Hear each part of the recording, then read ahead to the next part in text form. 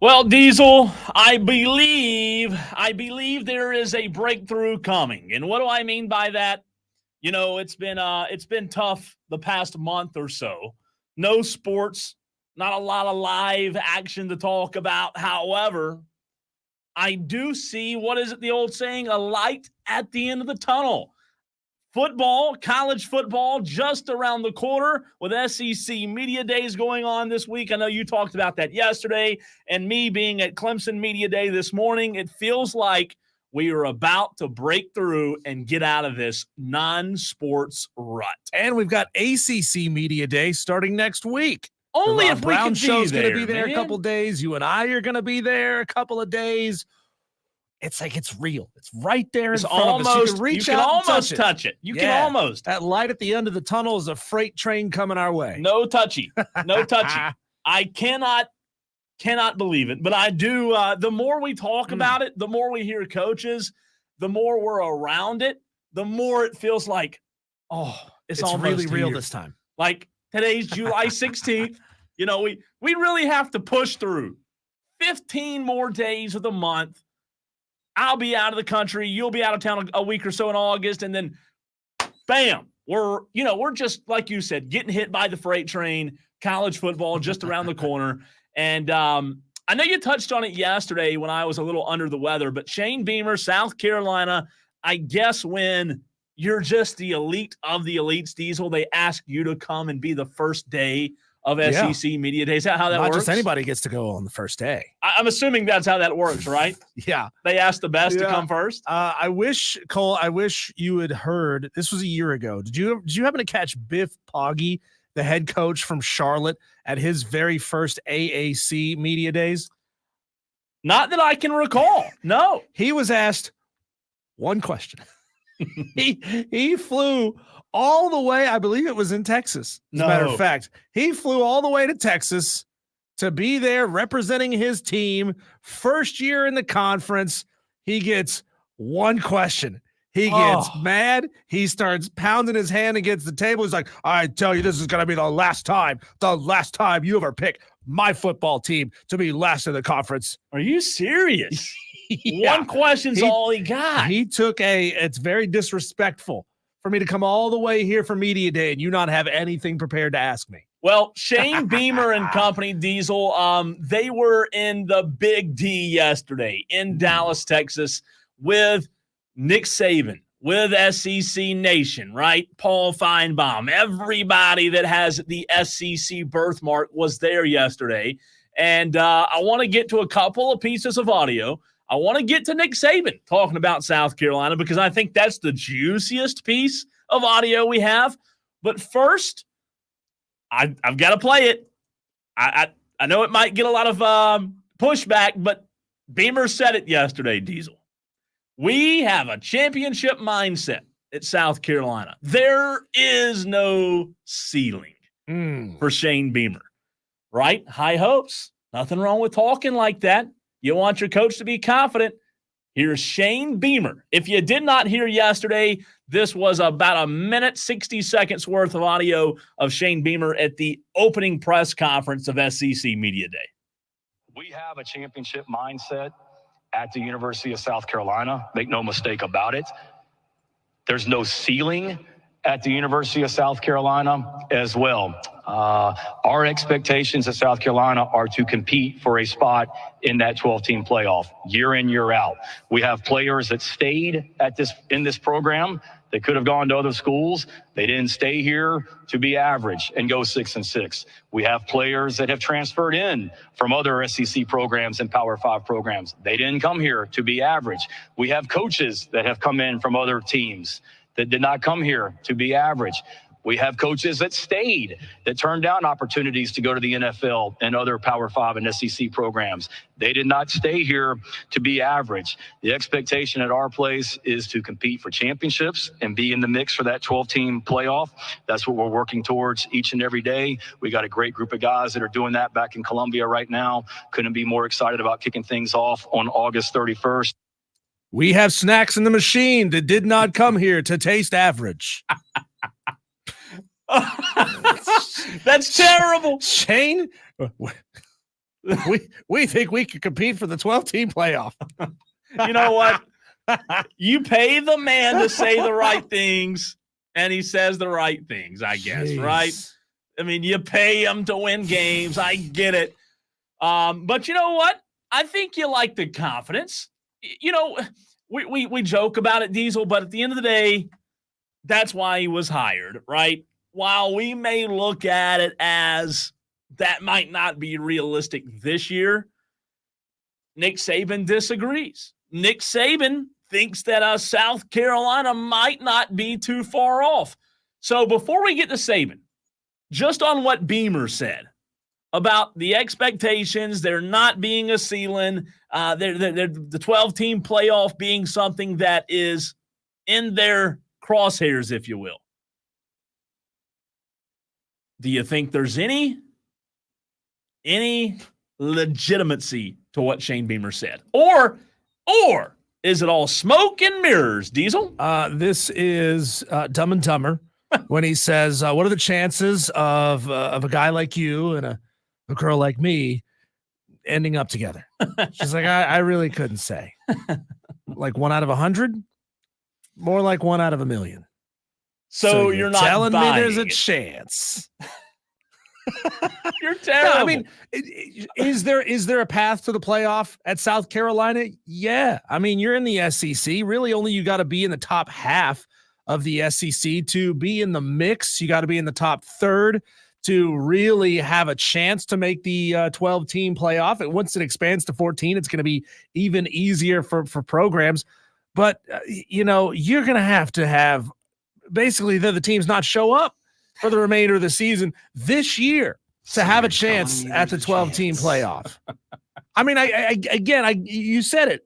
I get why you say what you say. You want to pump up the fan base. You want to feel good. You don't go out there at a media day and say, oh, guys, conference looks pretty good this year. Going to be tough for the old boys in the garnet and black, but we're going to go out there and give it the old college try to win 4 or 5 games. We're just not going to be able to compete, right? There's no way we're going to be able to do it. Our kickers can't kick, right? What was the old Steve Spurrier? Left, right, left, right. At least I liked it when Steve Spurrier was honest, right? He pissed off his fan base. He pissed off his team if they weren't practicing hard enough in spring ball. But it worked, right? I would rather somebody be honest with me than lie, because you know as well as I do, Cole, you've done this job long enough. You know a lot of South Carolina people on social media. They'll latch on to anything and say, we're back. This is our year. They do because Shane said so. Listen, the lack of results that South Carolina's had, any positivity they do latch onto, right? Because they haven't been good.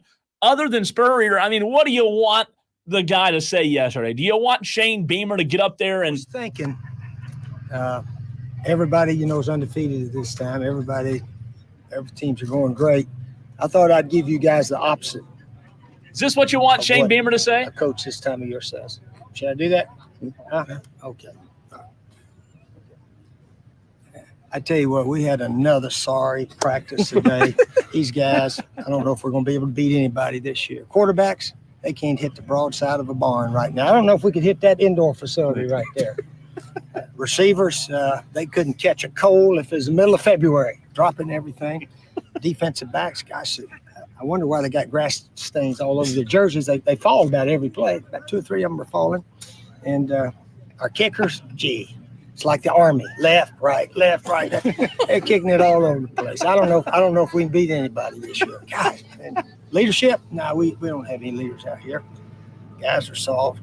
They just can't. I don't know. Maybe I ought to give them a week off and start over and see if we can regroup and find some real tough guys out here. But it's been a struggle this preseason. It's been a big struggle, man. I don't know how we're going to be. So would you rather that? Would you rather that have been Shane Beamer? Yes, I'd rather have that than Shane Beamer blowing smoke up the fan base's backsides.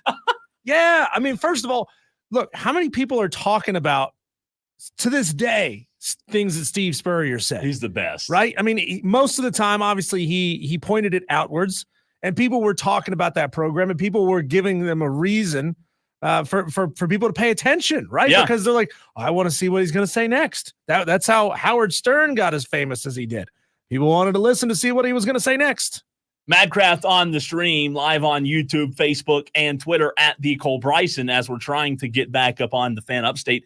Madcraft says, a team that's liable to only win 1 to 2 conference games isn't expecting a playoff berth. Well, it's a nice try. I can't tell nice you you're wrong there. Like, I just wonder, as these pundits, as Saban and these guys and McElroy, all these guys on set, Diesel, are sitting there listening to Beamer yesterday, do they buy that? Like, do they actually buy what and again, I'm not a Beamer hater. I like Shane Beamer. I hope he figures out some way, somehow. I hope he figures out how to get South Carolina back to where they need to be. I just don't know that you can go out there and try to sell them on it's playoff or bust expectations.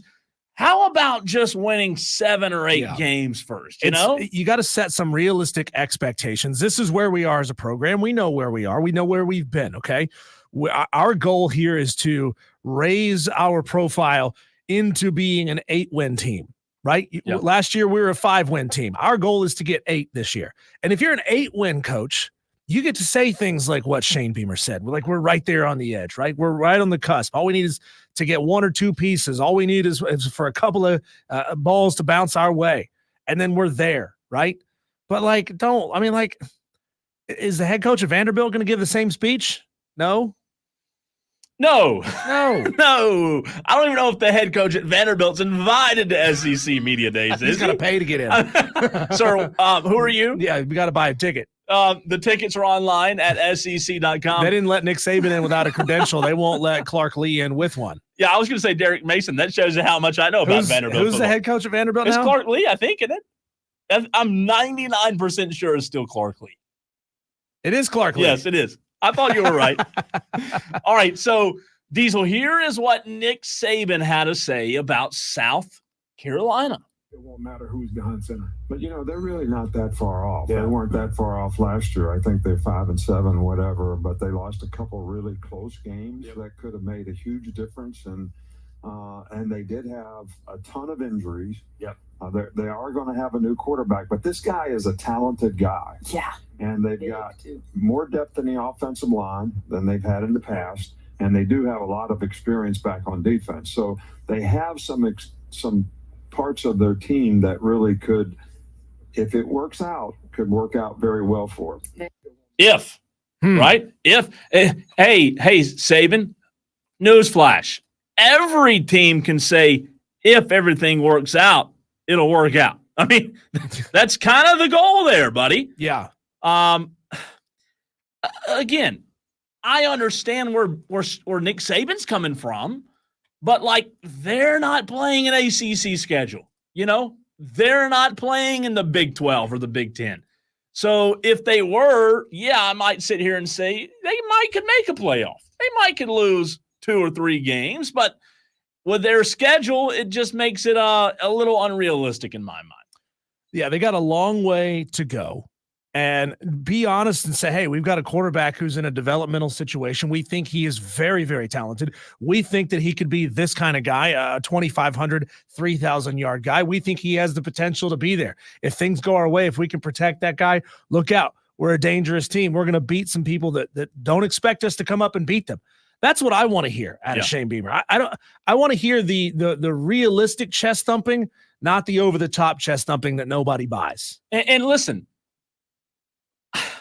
when I hear Beamer in these 60 seconds that I played to open the show, it just doesn't sound genuine. To me, it sounds like he's having to convince people of something. And I'm not throwing shade. I'm not trying to be rude and call out South Carolina. It just doesn't sound like he's trying to be genuine with where we are as a program, where we have to go, where we have to get better at, playoff expectations. Yeah, Shane, everybody wants to make the playoffs, but even talking to South Carolina fans, Diesel, there's a lot of people who say, we like Beamer, but it's what he says that kind of turns us off. And this 60 seconds of audio, man, it just kind of you're just pumping air up a skirt, man. And I just don't know if South Carolina fans buy it. It almost sounds like a politician to me, you know? T Swizzle says, let's be honest here. I don't think they could even win the Sun Belt. You may not be wrong. Sun Belt's not an easy conference. I mean, I know that Shane Beamer has these conversations with Ray Tanner, right? Ray Tanner's not in Shane Beamer's office or vice versa saying, hey, Shane, I know you were 5-7 last year, but this year I'm going to need you to go out there and win 9 games. Yeah. He's not in there saying that. He's saying, Shane, how do we get to 6? How do we get to 7? How do we get to 8? Okay. That's what Shane Beamer needs to be selling. It sounds like he's very much trying to pump the sunshine for the fan base and the donors who may throw an extra couple bucks towards the program. And he's trying to get everybody feeling as good as he possibly can. He's not selling the media. The media there doesn't listen to that. And I'm talking about the media collectively at SEC Media Day. They don't listen to that and say, oh, wow, Shane Beamer's really focused this year. I think he might actually have something. No, they're not buying it. So don't go there, right? Be realistic about where you are and realistic about what you think you can achieve based on what you have and sort of just embellish a little bit from there.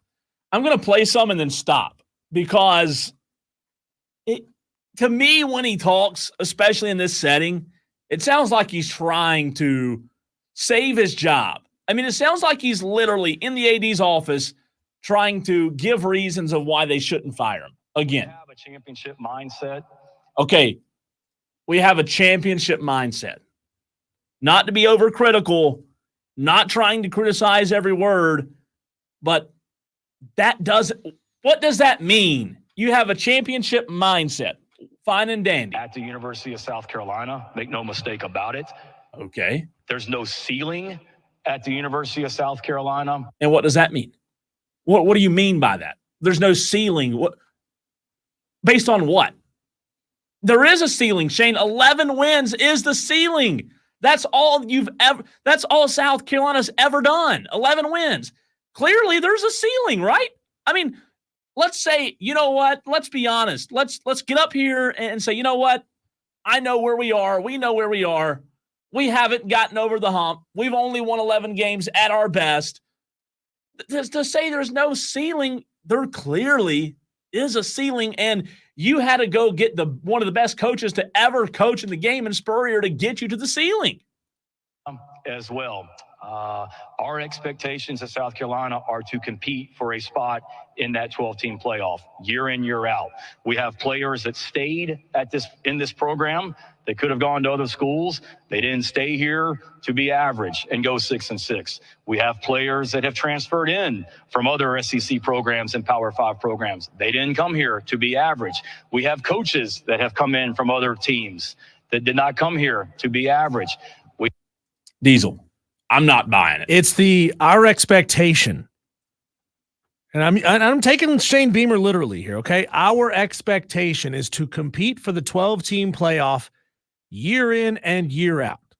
You've never once competed for the 12-team playoff. Yeah. Obviously, because there's never been a 12-team playoff. You've never competed for the playoff. You never compete. So, you're setting these expectations so high. Yeah. Because these are your words, Shane Beamer. Our expectations. And I assume that means himself, his offensive coordinators, his athletic director, the major boosters, the board of trustees, all of it. Our expectation is to compete for the CFP year in and year out. How about doing it once, Shane? How about sniffing it once? How about finishing the season right there in that, now that it's 12, in that 13 to 20 range? Just being in the mix, right? I mean, yeah, I'm with you. It just doesn't. I think it's setting that bar way too high, you're missing your mark. He just doesn't sound genuine to me. Like the words, and again, I've said this before, it sounds like he's having to pump smoke up our you-know-what. Mm-hmm. I mean, it just doesn't sound genuine. If he's at Alabama, guess what? You can say all of that. Yeah. If you're at Clemson, you can say it. But, Shane, go walk the road before you talk about walking the road. Just go do it once, and then we'll talk about it. That's the only thing, man. It kind of bugs me a little bit. But it is what it is, and that is who South Carolina has. I don't know if South Carolina Gamecock fans have a problem with the way that he speaks like I do. I like Shane Beamer, the person and the coach. I just don't love what he says. When we come back, the home run derby was last night, but that's not even the biggest story. We'll get into, well, what nobody paid attention to, and then what everyone was talking about at the home run derby last night. It's the Fan Upstate.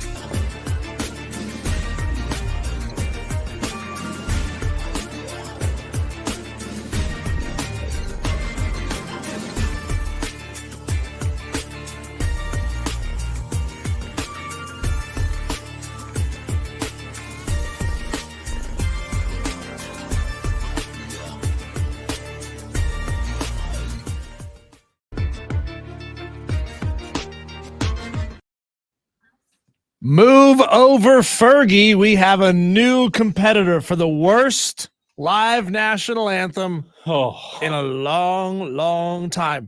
First of all, none of them will ever compete with Roseanne Barr. So put some respect on Roseanne Barr's name. Granted, we all knew what we were going to get when Roseanne was doing the national anthem, but this is what we had last night ahead of the home run derby. And kindly your caps Wait. for the honor guard. Flash forward just a little bit.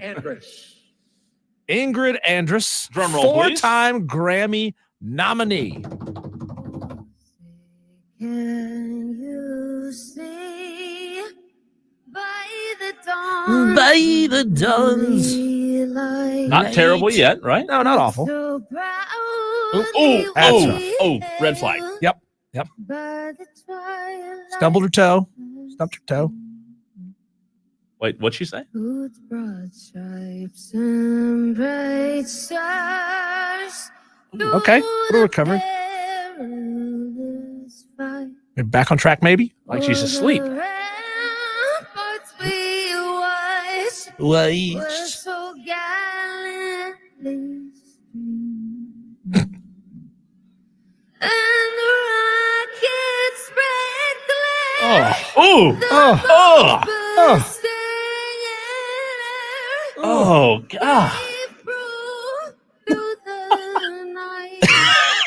Not a flag was still there.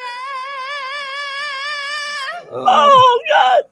What made her think she could go high and hit that high note? She's already struggled through this much of it, and she said, you know what? I'm going to go high. Finish it off. Is she still paused? Legend has it. You hear the boos?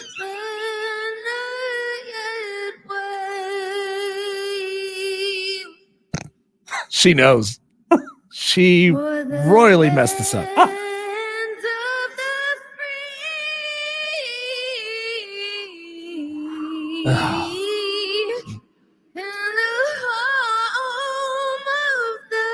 This sounds like a cartoon 90-year-old grandma trying to sing the national anthem. That sounds like Fran Drescher trying to sing the national anthem. God, Like, man. it feels like she was good for the first 30 seconds tops.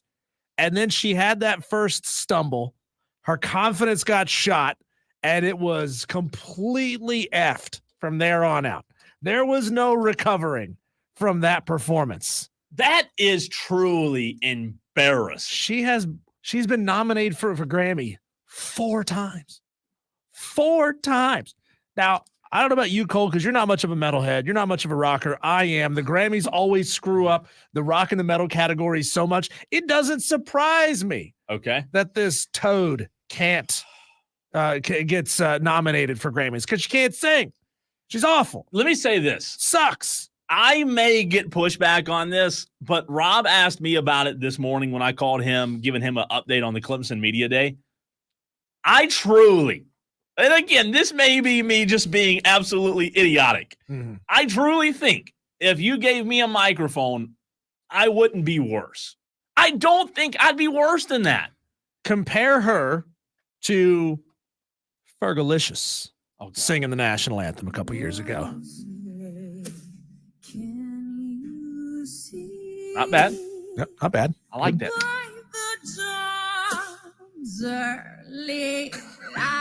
She's got a smirk on her face. She's feeling it too. I'm into it.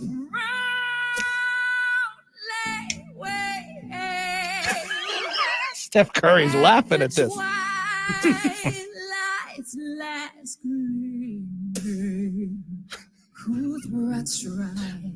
I think this was a finals game, wasn't it? Might have been.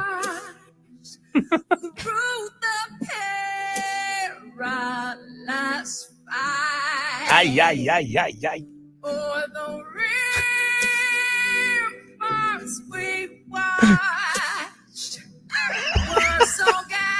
Chance the Rapper's laughing at this.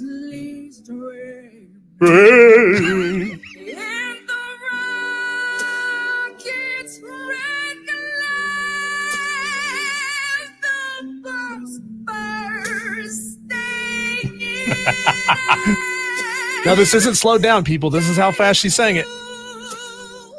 Through the night. Through the night. That our flag was still there.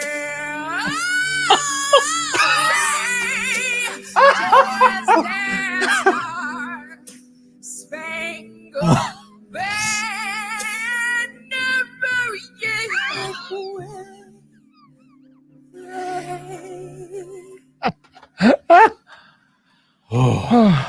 Surely there's not more. Oh, there's more.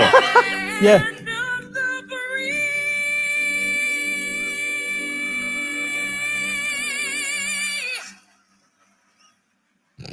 Oh. the home of the brave.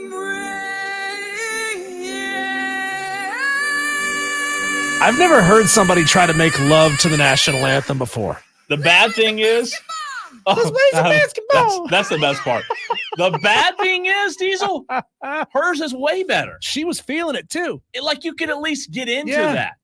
Fergie's was way better than who is it? Ingrid. Ingrid. Oh God, what a terrible name. So this is my conspiracy brain going on here. Okay. So Ingrid Andres, they posted on Yahoo Sports today a message from Ingrid that says, quote, "I'm not gonna bull bleep y'all. I was drunk last night. I'm checking myself into a facility today to get the help I need. That was not me last night. I apologize to MLB, to all the fans, and to this country that I love so much for that rendition. I'll let y'all know how rehab is. I hear it's super fun." She did not say that. That and XO Ingrid. Was she drunk when she wrote that message? I'll let y'all know how. Who asked? So who asked? That right there, the ending to that is how I know this rehab is BS. This rehab is BS. yeah. You know why? I looked at the comment section of that post. And this is from Yahoo Sports. This is not her page. This is Yahoo Sports page. All these comments saying, God bless, go get the help you need. We're behind you, yada, yada, yada, yada. It's better. It's better. There's crisis management team said, Ingrid, here's the deal.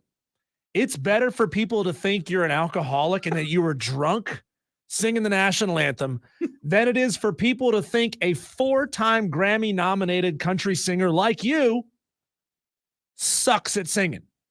Like, people thinking she sucks ends her career. So the question is, do we believe that? Do we believe that she was intoxicated? People believing that she sucks at singing ends her career. People believing that she, had a lapse. She had too many pops before the national anthem, and that she realizes that she's got a problem. That gets public sentiment behind you. Yeah. This is my conspiracy theory brain going off. Like, I didn't believe the Chris Rock slap with the Will Smith slap of Chris Rock was real. I thought, they looked at the live ratings and they said, these live ratings suck. We got to do something wild to get people to tune in and watch right now. I didn't believe it then. I part of me still believes that was all BS. I do not know that I believe that she was intoxicated. Was it a terrible rendition of the national anthem? Absolutely. But Diesel, what Emmy winner? Grammy. Oh, I'm sorry. What Grammy? Well, she might get an Emmy. She might get an Emmy not after last night. Not a winner. What nomination? What person who's nominated for a Grammy 4 times goes out there intoxicated? I don't buy that. I don't buy that for 1 minute. Well, if you have to sing the national anthem in front of the world at the All-Star game, you think, I can go have a few glasses of wine and it's no big deal. I hadn't eaten anything all day, but it's no big deal. So that's where we are now. You just think that all of a sudden that people are going to – I don't believe it. I don't buy it for 1 minute that she was drunk. No, she wasn't drunk. Yeah. She wasn't drunk. She just can't sing. And people realize it because there's no auto-tune in the live national anthem. I was going to say those Grammys that she was nominated for, when you're nominated for a Grammy, is it live? Or, no. They nominate so it's pre-recorded. You don't get up there and do a performance when you're nominated for a Grammy. So you can send something. To my point is, They've never heard her live before, maybe, and she could have still been nominated for a Grammy. Well, when they're your concerts and you have backup singers and they can Auto-tune turn and- you down and turn the backup singers up. I mean, that happened when I saw Bon Jovi in Greenville a couple of months back. They turned Bon Jovi all the way down because he sounded awful, Really? and they turned his lead guitarist Phil X all the way up because he sounds phenomenal singing the song. And they basically said, "All right, your mic is cut off, No way. Johnny boy. You're done for the night. You can still go out there and prance around and act like you're singing the song, but you're not going to be singing the songs on this stage." He gave his band a bad name. Right? Well played. Bad. Oh yeah, and the home run derby happened last night. Oh, That did happen. so that was before a baseball game, is what you're saying. Yeah, I mean, let's be real. That national anthem performance, Cole, was only the second worst thing that happened to America this week. Oh, it was absolutely the It was second bad. worst. I'll tell you this. I last night turned on the game, and I believe that I was watching a few pre-game interviews, right? Pre-derby interviews. And I might have watched the first guy or two, and I turned the channel. Listen, love the Braves. I watch the Braves. I just can't get excited about a home run derby. So you know how Shohei Ohtani always has an interpreter, never speaks English to the media ever? Yeah. How is he on the field talking to Marcell Ozuna? Maybe Marcel knows. Does Marcel speak perfect Japanese? Does Shohei speak perfect Spanish? Or were those two speaking English to each other and Shohei chooses not to talk English to the media? I've said that a long time. I believe that He chooses not to. Yeah. It's his wall. no English. Yeah. I know no English. So the home run, you weren't wrong. The home run derby did suck. Home runs were down 29% in the first round Oh, God. from last year. This is not over like a 10-year stretch. 30% fewer home runs in the first round. The rules didn't make any damn sense. They completely suck. The rules of the home run derby suck. So if you didn't watch, Good for you. you're gonna have to take notes. Okay, you're gonna have to take notes as I put this down. This is gonna be like Charlie from Always Sunny in Philadelphia, where he's got the red strings up on the board. Okay, Oh, God. this year there were no predetermined seeds. It was 8 hitters, all taking turns, and then the 4 highest home run hitters advance to the semifinals. That part makes sense. Makes total sense. At that point, into the second round, the format shifts to a seeded system where 1 faces 4, 2 faces 3. But those seeds are determined solely based on how many home runs each player hit in the first round of this tournament, not how many they'd hit up to this point during the season, which is the way it was done last year. The first 2 rounds, you get 3 minutes. The final round is 2 minutes, with a maximum in the first 2 rounds of 3 minutes or 40 pitches, whichever comes first. The finals, you get 2 minutes or 27 pitches, whichever comes first. You can earn bonus pitches that can be acquired up until they record 3 outs within a bonus period. And then if you hit a home run of 425 feet or more, you get a bonus out. I mean, I feel like I need a You PhD. lost me already. Yeah, I feel like I need a PhD to understand the rules of the damn home run derby. God. It sucked. They're not hitting as many home runs. The rules suck. I'm- Nobody's watching. I may be very basic when it comes to my math skills. How about the rules of the home run derby are? Whoever hits more home runs wins. So they changed the rules and put a timer on it because these hitters were slowing things down. And 10 years ago, you could take as many pitches as you wanted, right? You didn't have to wait. It also puts more pressure on your pitcher to throw pitches where you want them. Because if he can't throw pitches where you want them, if he can't place them, you are screwed. Okay. So they were really slowing this thing down without having a timer on it or a pitch count on it. So they added a timer to speed it up and to make these guys swing more so that the event takes less time. I think And they it's- should do, Diesel, I think they should have 2 players at a time. I think during the home Really? run derby, they should have 2 at a time. I kind of like that. Just have 2 home plates Yeah. side by side. Yeah. I mean, measure the freaking distance. Let's have 2 at a time. Because here's the deal. I get bored watching one guy, Yeah. one guy back to back to back to back. It just gets boring. Let's have a little head-to-head Marcel versus Shohei. I know Shohei wasn't in it, but I'm just saying, put two guys out there. By the way, Marcel did not make it to the second round. Mm. He only hit 16 home runs in the first round. He was eliminated right out of the gate. Teoscar Hernandez, I think I'm saying that right. He won it. It's first home run derby. The Dodgers' first home run derby championship as well. He's got 19 home runs on the season so far, career high of 32, having himself a good season. Congratulations to Teoscar Hernandez. But honestly, nobody cares because the home run derby sucks. It's boring now. It's terrible. Terrible. I hate that it is. I wish I would love to watch it. I would love to be interested in it, but the product's boring, to your point. I agree with you. All right, coming up next, Diesel, I was at the Clemson Media Day today at the Clemson football facility, and I have some audio. We're going to break it up with today's show and tomorrow's show. A little CJ Spiller audio, running back coach, talking about Phil Maffa, as well as a very interesting piece of audio from one of their assistant coaches. And the reason I want to bring this up is it's something that you and I have talked about, but why Clemson? Right? Why do players choose Clemson? Why do coaches choose Clemson? Well, I have an answer from Chris Rump, who is one of the assistant coaches. We'll have that audio for you next.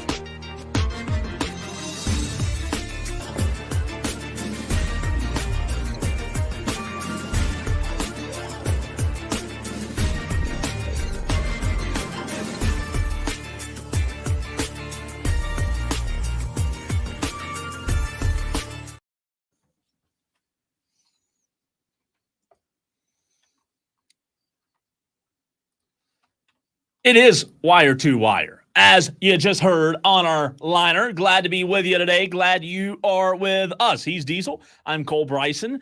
As I said in the very last segment, I did go up to Clemson this morning. Diesel heard from Dabo, assistant coaches, getting ready for the season. There was a lot that Dabo said. Obviously, when Dabo speaks, he's going to get his money's worth, right? Over an hour-long press conference today. As you can imagine, we'll have audio of that at 4:20 for you. Some really good audio. I asked Dabo a few questions about the new rule that you and I talked about, Diesel, with coaches being able to, or the NCAA lifting the analyst, the coaches count, if you will. Now they can have direct contact with players. That's right.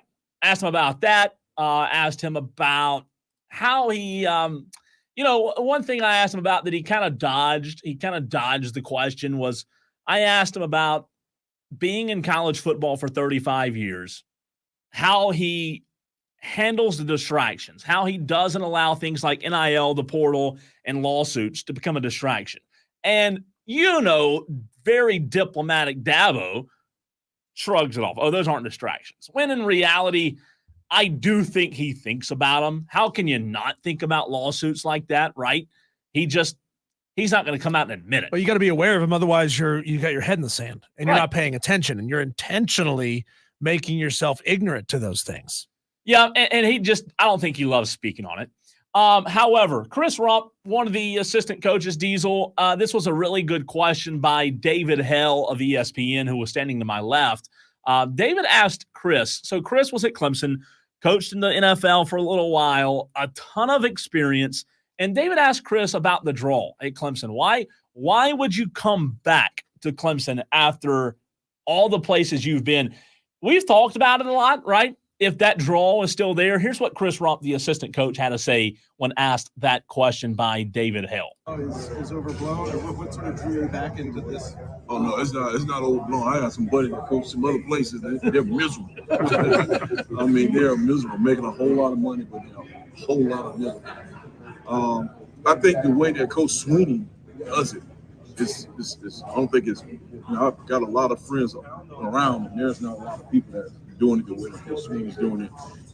NIL, transfer portal, and the way that the schedule is, things that he expects out of us, and the things that he doesn't want us doing is just unbelievable. I talk to my friends and I'm telling them, our schedule, how we're doing things, and they're like blown away, like, man, if anybody ever leaves, like, hey, I want to be there. And then you look at the staff and the people that's around, they've been here forever, and who is it? Nick gets calls every week for jobs, NFL jobs, and jobs, other colleges, and he just turns them down. He doesn't even pay attention to it. So Chris Rump's talking about Nick Eason, one of the assistant coaches, getting NFL job calls. Diesel, is something you and I talk about a lot, right? The draw, and for as much criticism as Dabo gets, for whatever reason, the coaches that work there, that's one thing they don't do often is leave, right? We saw Venables and, going all the way back to Chad Morris, Tony Elliott. We've seen a lot of coaches come through Clemson. For whatever reason, Dabo does create a very healthy workplace culture. Yeah. Quality of life certainly matters, right? Sure. There are opportunities where you could take more money, but you're going to a place that's higher stress. These guys want higher expectations. They want to compete at the highest level. So the higher expectations is not going to daunt them, but they want somewhere where they can be happy, somewhere where they can raise a family and start a family. And it would appear that Clemson, especially, remember when it was like 5-6 years ago, they offered Dabo a big fat raise. Yeah. And he said, take part of that and add it to my assistant pool. So he was taking less of a raise than he could have gotten and added that money to his assistant pool to keep those assistant coaches happy and to keep them around. And this was while Clemson was still at its height. So it was clearly working to keep those guys on staff for as long as he possibly could. Now, eventually, they're all going to start peeling off one by one. And obviously, we've seen since that happened, the magic sort of started to peel off as well. No doubt about it. There were a large number of media in attendance. David Hood, who we have on this show, Diesel of TigerNet. He was the first one to break out the old Xbox controller this morning on the new EA25. I did not play it. I wanted to, however, I was occupied trying to play Knockout with Todd Summers. And, so they already had it there in the building. Yes, in the building, Excellent. in the facility. They got the pre-order. A lot of the players, Cade and a lot of the other players were popping in, playing, and they had it right there. And there was a lot. Listen, it looks very realistic. Do you think the players all got? I mean, I'm talking nationwide. Do you think all the players got a pre-order version of the game? I don't think so. That'd be a lot, wouldn't it? Yeah, the pre-order, the online pre-order is what dropped yesterday. Yeah. Fans were able to play that. You can't buy it in stores, I don't believe, until Friday. So I think a lot of these players, they all downloaded, they all pre-purchased it. Well, I think the pre-purchasing, I think there was a lot of it done. I know we're going to talk about it later on in the show, but really good turnout this morning. Appreciate the folks at Clemson for having the media out. It was a good turnout, and we got a lot of Dabo quotes, a lot of audio. We're going to stretch it out over a couple of days so we don't just swamp one show with it, but we'll have some more audio from what Dabo Swinney had to say today at 420 Diesel. When we come back, Cole, we're going to get into just the absolute disaster that happened in Miami over the weekend. What happened, and could it affect the United States as it hosts its next huge international soccer event in just 2 years? It got ugly, but it's not necessarily USA Soccer's fault. That's coming up next on the Fan Upstate.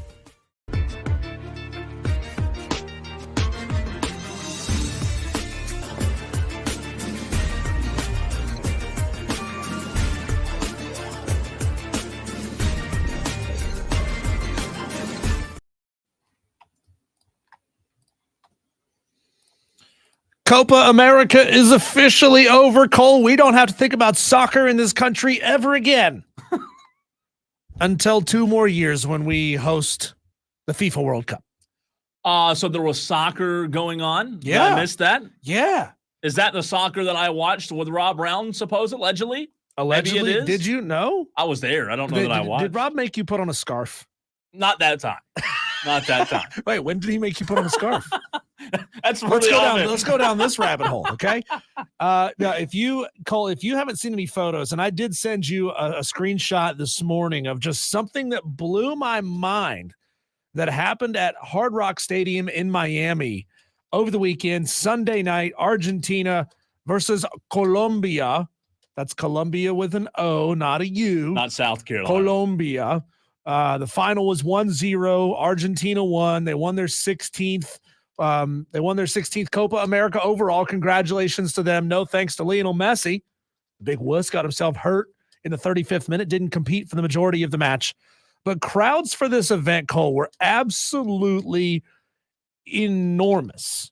Absolutely enormous. And the USA Soccer Federation. See, I don't defend soccer very often, but I do defend America. Okay. The U.S. Soccer Federation has been catching heat from all over the world over the past 2 days because of the video and the photos and everything that surfaced of what took place at Miami's Hard Rock Stadium. That's a 65-ish thousand seat stadium, big stadium, not enormous by any means. Like they're not hosting these events at the big house in Michigan, but they could. I mean, they could sell 100,000 seats to this, Easy. 100,000 tickets to this with no problem. But video has surfaced, Cole, of just what happened at this event and just how bad it got. So those of you who haven't seen this, just picture this with me, if you would.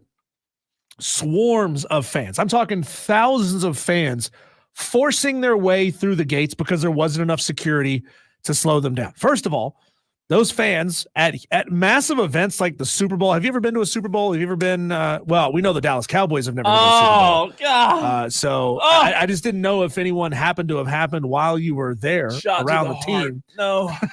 No, they didn't. Thanks, Diesel. Thanks. Yeah, not as a fan. You've never been to one as a fan. That's for sure. Or a worker, believe it or Yeah. not. So like when you go to a big event like that, one of these massive worldwide events, national events like that, a lot of times what they do with security is they form a big perimeter outside of the stadium and say, guess what? You're not getting within 500 yards of this stadium if you don't have a ticket or a credential. Mm. But they didn't do that at the Hard Rock in Miami. What did they do? What they did was they let fans who didn't have tickets come right on up to the gates. And what happened? Little old Edna in her yellow vest couldn't stem the tide of tens of thousands of angry Colombians trying to get into this stadium. So you had people who didn't have tickets getting in. You had a bunch of people who did have tickets who couldn't even get close to the stadium. You had massive destruction going on inside the stadium. Photos are coming out of what it looked like. And I swear it looked like what I imagined the Superdome in New Orleans looked like a couple weeks after Katrina. I mean, there were piles and piles of trash and broken things everywhere inside that stadium. And this is what was crazy. This is what I sent you a photo of this morning. A mob of Colombian soccer fans found, I guess, a building that crosses the outer fence. They tore a hole in the ceiling of this building, and they were streaming up through the roof into the HVAC system. Oh, my word. And they were, I mean, I'm not talking 2 or 3 or 4 of them. I'm talking dozens and dozens of fans found this breach in the outer defenses of the stadium, and they were pouring their way into this thing. So it was just a massive cluster. Do they not have TVs? Like, watch it on TV. Like, good God. I would love to know how many people were actually in that stadium. If it holds 65,000, I'd be willing to bet. Just if it's as bad as the photos and the videos all make it look, I'd be willing to bet there was every bit of 85, 90,000 people in that stadium. This was to see a soccer match. Yeah. Yeah. Now, I was at the first Bowden Bowl between Florida State and Clemson The one where when they tore down the field goal post? Is that did they do that after that game? I was at that game. I don't remember. I don't remember that, but I just remember Who won? I believe Florida State won that game. I can't remember. I which one. believe, but I remember them saying that they oversold Death Valley by like some 12,000 seats. Gotcha. I mean, it was swamped compared. Well, Death Valley at the time was probably what, like 81,000, maybe even less fans, at the time. 70, 76, Yeah. 77,000 fans, but they had sold close to 90,000 for that game. Just absolutely pure pandemonium at that, and it doesn't compare to this. You've seen photos, I'm sure, and videos of soccer matches where the crowd gets out of hand. And you start seeing huge brawls, and you I start saw seeing one on Twitter. the minutia of fans when they get pushing and shoving. They're packed in there so tight they can't move. So people around the world, Cole, are blaming USA Soccer for allowing that to happen. Essentially saying that the United States is unfit to host the World Cup in 2026, which it's scheduled to host. But here's the deal. USA Soccer officials were not included at all in planning this event. Even saying, though it was how does that happen? US. Right. How does that happen? It was in the U.S. There were venues all over America who were hosting these matches. Yeah. Guess what? USA Soccer was not involved at all. The soccer federation that stages Copa America, CONMEBOL, it's a big, long acronym, CONMEBOL. CONMEBOL. Yeah, they have staged this event for years, and they typically stage this event in South America. That's their home turf. They have enough people. They have enough personnel to do what they needed to do. Well, they didn't do that this year. They were upset, apparently, that the USA got the bid to host this tournament, and they cut USA Soccer out of it completely when it came to running the event. Makes a lot of sense. You know what right? that also did for them? It made them a lot more money. Yeah. Because they didn't have to split any of the gate and the proceeds from hosting the event with USA Soccer. So they apparently were really pissed off that the USA got this event, and they just paid a fee to USA Soccer to host these events in our stadiums, and that was it. So they found themselves incredibly short on security for these events. I mean, you got to think, we saw that event where the Uruguayan players went into the stands in Charlotte, started fights. That was the only one I saw. Yeah. We're used to, I think, in this country, most events going to plan without any major incidents happening, right? Drunk redneck gets in a fight, it turns into a brawl. That does happen from time to time. But I'm talking on the level that these events all got to. All of these Copa America events got to. It was just a gross failure on CONMEBOL's part to be able to organize an event like this, of this scale, in this country, not on their home turf. So if any of you are seeing this on social media, wave the American flag. I know what you're saying. I'm not waving the flag for soccer, but wave your flag for America. It's not our fault. It's not our fault. You know, things going as wrong as this did was not our fault. I just don't understand when they go to Hard Rock Stadium.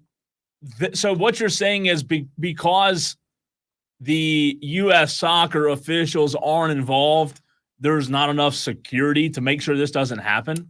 I mean, that's embarrassing. Pretty much. That is embarrassing, though, It man. sounds like CONMEBOL, you know, they didn't go to the lengths to hire enough security to put the proper outward walls, so to speak. You know, I was talking about credentialed fans at Super Bowls, and this happens at Super Bowls. We're used to hosting events like this in America with 100,000 people. 100,000 people show up to the Big House in Michigan 6 times a year. But they don't do the same they thing. don't crawl through the AC vents. Right.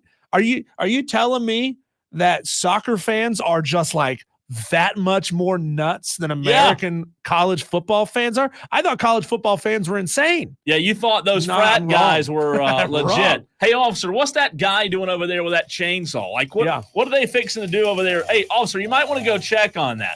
Where that gate is, that brick wall. This feels like Woodstock. Which one was it? 95? The one where they were ripping the planks of wood off of the walls, the chain link fences, and they were crowd surfing and they were lighting things on fire. I mean, it's This is Sodom nuts, and man. Gomorrah going on Well, at Hard Rock Stadium. that's enough of soccer in the U.S. Get it out, says Cole Bryson. No so you more. want to give up? You want to give up big events like this because it went wrong one Yeah, time? done with it. No. So here's the good news, though. Here's the good news. In 2026, 2 years from now, when the U.S. hosts the FIFA World Cup, the United States, Mexico, and Canada soccer federations will all coordinate to host the event. CONMEBOL will not be involved in any way, shape, or form. Those shysters who let this thing happen, who let this thing get out of Yeah, control, screw who them. let it turn into Lord of the Flies, will not be involved at all. So I'd be willing to bet, Cole, that 2 years from now, when we host this event, and it's going to be massive, huge, that I think it's going to probably go off so much smoother because we're actually going to have the right personnel in place to make it happen right. Well, the thing about it is you have to have it. Did you say that Hard Rock holds 65? Something like that, yeah. But just again, I'm not a soccer guy. Would have to page Rob Brown because I know that's his specialty.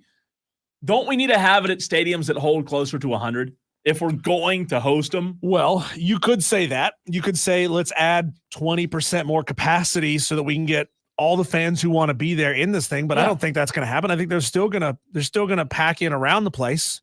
I would bet Jerry World's on the bid. Would it almost be better to host it at smaller stadiums, host it at 40,000 seat stadiums so that the crowds can't get as massive as they were? They'll just stand on top of each other. I guess. Yeah, they'll do the old two midgets in a trench coat trick. I'm saying, man, that guy's tall. Oh, there's two guys. I don't, I'm not a soccer guy. I don't have interest in it, but you would think that it would have to be done at places like Jerry World. Yeah. The new Coliseum. What do they call that place in LA? Is it the LA Coliseum? Yeah, the LA Coliseum. I don't know. I'm looking up. Okay, so here are the 2026 FIFA World Cup host cities. Let me guess. How many of them are there? There are 1, 2, 3, 4, 5, 6, 7, 8, Oh 9, my 10, God. 11, 12, 13, Never 14, mind. 15, 16 host cities, and Good 3, 6, God. 7, 8, 9, 10, 11 of them are in the U.S. Oh, 11 are in the U.S. 11 are in the U.S. Okay, and these are major cities. Correct. Okay, I'm going to try to guess as many of the 11. This is the 2026 World, or what'd you say it was? FIFA World Cup. FIFA World Cup. Dallas. Yep. Okay, that's one. L.A. It's got to be, right? Yes, L.A. is a host city. Miami. Miami will host. Okay, I've got 3 of 11. I'm doing well here. Yep. Houston. Yes, Houston will host. I've got 4 of 11. I'm going another Florida city. Or no. Am I wrong on that? Can't tell you. You have to Oh, guess. yeah. I'm going have to to guess. go. I'm not going to go Las Vegas. Let's see. Las Vegas is not hosting. So they're not playing in Viva Las Vegas. So Nope. I got 4 of 11. Mhm. Okay. I've said Dallas. I said Houston. What am I missing? Washington, D.C. Let's see. Washington, D.C. will not host. No way. You would think the nation's capital. Let me know when you're ready to tap out. I'll just I'm read it to tapping you. out. Okay. Atlanta, Boston, Dallas. Okay. Houston, Kansas City, Los Angeles, Miami, New York City, Okay. Philadelphia, says San Francisco Bay Area, which means they're playing where the 49ers play, which is not in San Francisco, but that's where they'll go, and Seattle. Huh. There will be 3 Mexican cities hosting: Guadalajara, Mexico City, and Monterrey. Oh, I love Monterey. And then Toronto and Vancouver will both host. Toronto and Vancouver. It just this blows me away because I think of World Cups being hosted in much smaller countries, you Yeah. know, where their cities are obviously much closer together, with the US and North America being huge.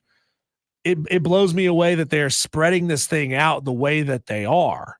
Jacob on the text line asked 71307, start your text with the word fan. How can you say you don't have interest in one of the world's biggest sports as a sports radio host, Jacob? Well, Jacob, I'll tell you this. As a sports radio host, my job requirement is not to like every single sport, just FYI. I love some, I hate some. You will not hear me cover soccer. You will not hear me cover WWE. Here's why. If I don't know about it, I'm not going to sit here and fake it and act like I do. That's why. Okay? Do you want me to spend 20 minutes on, let me tell you what I think about the 2026 World Cup and who the favorite should be and why America needs to look at this? I'm not going to sit up here and act like a phony. I don't like it. I'm not required to like it. Should I like cricket? Cricket's a huge sport. Cricket's a huge sport. Formula One, huge sport. I don't like it. I'm not required to like every sport. So I watched I watched Team America play in the 2022 FIFA World Cup. And I think the team, I feel like I remember the team advancing relatively far. So I watched a little bit, but Jacob, like, there's only so much room for us to in our brains to be able to cover all of this stuff, right? And we got college football going on, and we got NFL going on, and we got NBA going on. The reality of it is while the upstate does have a soccer presence, we would not have a popular and profitable show if all we talked about was soccer. I'm not dissing on it. I think it's worthwhile to talk about once America gets out of the group stage and gets into the actual tournament. Yeah. I think that's when it starts to become interesting. Yeah, but I'm with you. I think it is. And I will gladly watch if America is close to winning it, right? I'm not going to follow all these Copa America, whatever their tournaments they are now. I'm not going to act like I like a sport just because I host a radio show. So the World Cup will start in June of 2026. So, Cole, I know that you're not going to be a huge fan of the Olympics, but it is summertime sports for us to talk about. It is. So this will be starting right as our major American sports, the NBA, college baseball, et cetera, start to peter out. So that's if we're alive in 2 years, right? Yeah, that's true. that is if 30 more catastrophes don't happen in the next 2 years. 2026. I saw a lot of people joking, why is the internet not freaking out more about somebody taking a shot at the president and all this other crazy stuff, former president candidate? Why are we not freaking out more about this? And it's like, because we're millennials. We've lived through like 100 of these crazy things. Yeah, right? It's sad, though. It doesn't faze us anymore. When something like that used to happen, it was world news for months. Now it's not, because like 2 days later, something else nuts is going to happen. No, you're right. It's sad, but it's true. 770 on the text line says, I need some cricket talk from Cole. You got it, buddy. I host a sports show, so I'm going to Google cricket sports, and we're going to talk about the ICC League with Oman and Scotland going facing off in the ODI 17 of 18 today. Oman leads 123. And I mean, I have no idea what I'm talking about right now. I don't even. Do you know what they use in cricket? Diesel? I just looked it up because I was going to ask you the exact same question. What is the bat called? It's like a flat. Cricket. It's like a flat bat. It's known by 3 different names: a stick, an axe, or a willow. Oh, the flying F. Am I supposed to know what a willow is? I mean, stick. Yeah, that's real original, right? But no, it's made from willow wood. Okay, that's great. But still, I know that it can be used to great effect in a zombie apocalypse. I've seen enough zombie movies that I know a cricket bat is probably better than a baseball bat in those scenarios. It's bigger, it's heavier, stronger. It would hurt. I mean, you look at it, that sucker would hurt. So there's your cricket talk. You're welcome, Texter. Tyler. There's your cricket talk for the year. Dang, Tyler. God. Enough of this soccer talk on a sports show. Can you hear somebody throw a middle finger at somebody? Well, you can when Dabo does it. Tyler. All right. Speaking of Dabo, good transition there. I have some audio. Dabo Swinney spoke today to the public, to the media, if you will. We'll have audio from Dabo Swinney for you next.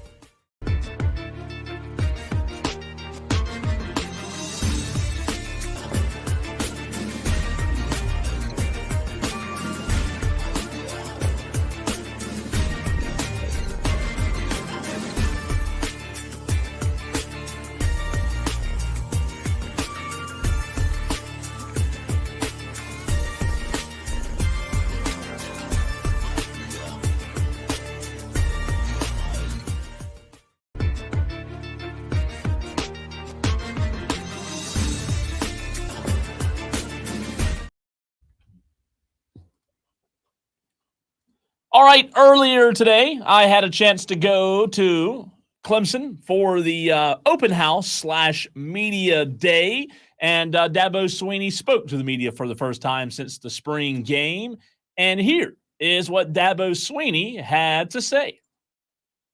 See everybody. Hope it's been a good day.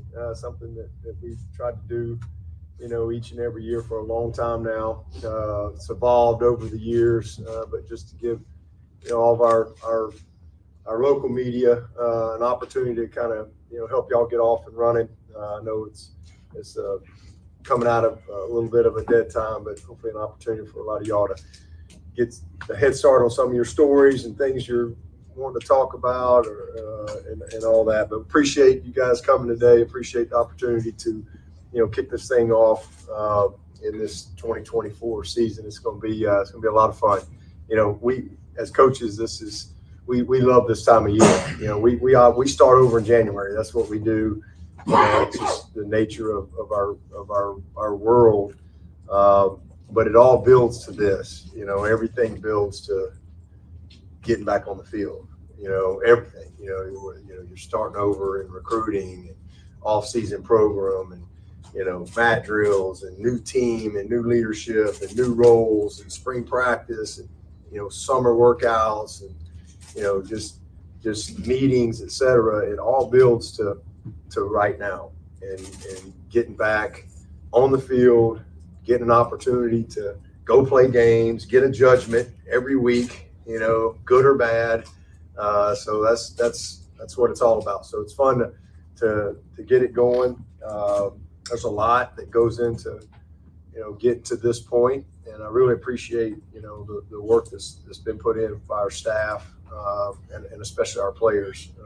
But it's another year. It's a blessing. This is my I guess my 35th college football season, and it's just it never gets old. And so we're excited about it. We got a lot to do. Tomorrow we'll start our kind of our all-in meetings, if you will, with our staff.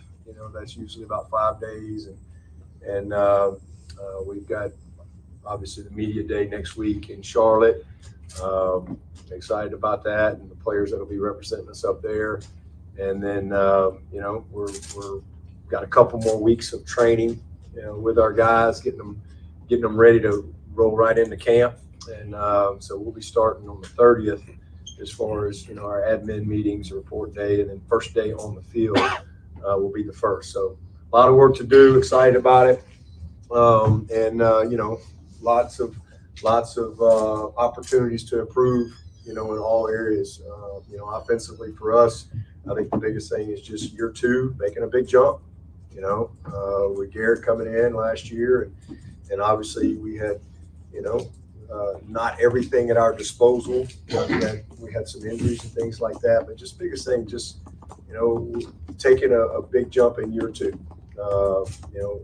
In totality of an offense, and then certainly for Cade. Coming off of first year as a starter, seeing him, take that next step, and that's really what you want to see, and figuring out who our best 5, best 10 are in that offensive line. I think we've got really good experience there, for the first time in a while. We got 10 guys on scholarship at receiver, and they're actually all healthy, so we're in a good place there. So hopefully, through that competition, we'll be able to create the type of playmaking and big plays that we want to have at that position. So Mafa is going to set the tone for us. Excited about the competition behind him. Biggest thing for us, again, offensively, to take the next step is just cutting down on the negative plays. Obviously had too many turnovers and those type of things. We got to improve in the red zone scoring area, and then our pass offense has got to take a big step forward for us this year. That was a big area for us, the emphasis defensively last year, and we took a big step forward, and hopefully we can do that on the offensive side. And I think health and availability and depth at our skill position will be a big part of that. So excited about the competition at running back too, outside of Mafa. I think we all know, what we have there, but just I think it's going to be a lot of fun. We got a very competitive group behind him, and kind of seeing how all that sorts out will be a lot of fun. Then defensively, just consistency. We're coming off a top 10 finish last year in defense. Let's put back-to-back years and let's create the type of consistency that we want. Got to improve in the red zone there as well. We didn't give up. Not many people got to the red zone a lot, but when we did, we gave up too many touchdowns in that area. That's been a big emphasis for us in the off season here. Figuring out our best 4, our best 8 in that defensive line and how to best use our bodies. We got a lot of big, strong, athletic bodies there and how to use those. And I'd say the same thing on the back end. We've got a good mixture of some savvy veteran guys and a lot of really good young talent and some good experienced young talent. So we got length and athleticism, but how to best use those bodies, on the back end will be a big emphasis in camp, and then just solidifying who our top 6 are at linebacker. I think there'll be a lot of competition right there. Special teams, kicker competition. Obviously, the number one thing for us there is we got to get better in field goal. It really hurt us, especially early part of the year, and we've tried to address that. And hopefully, we'll have great competition there and improve their confidence with our punt returners. We think we have elite ability there, creating that confidence, with the catchers there. And then Jack Smith, we got Aiden back. Want to see Jack really. We saw it in the spring. Want to see him continue to create the type of consistency, and hopefully, he'll get a little more opportunity as well this year. And last year we gave up blocks, we had turnover, and we had big play returns. Those are negatives. So those are things that we're wanting to eliminate within the special teams this year. Excited about it, but a lot to do, a lot of work ahead.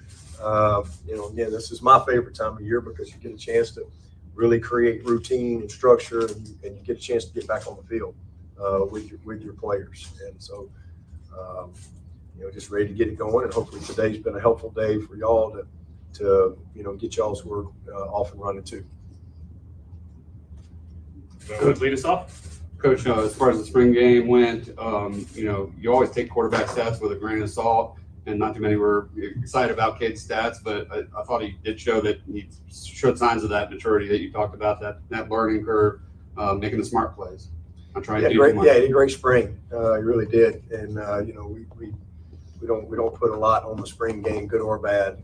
It's just one of 15 days, and it's really the one day where you kind of everything is diluted. But we evaluate him on what we've seen, each and every day, and even this summer, part of it.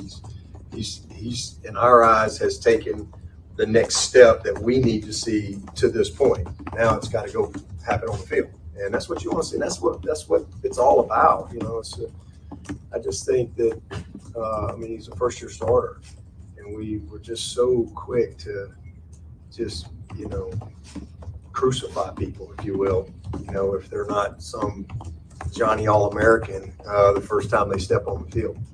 And if that was the standard for especially a quarterback, there's some of the best quarterbacks that have played college football and even in the NFL would have never happened.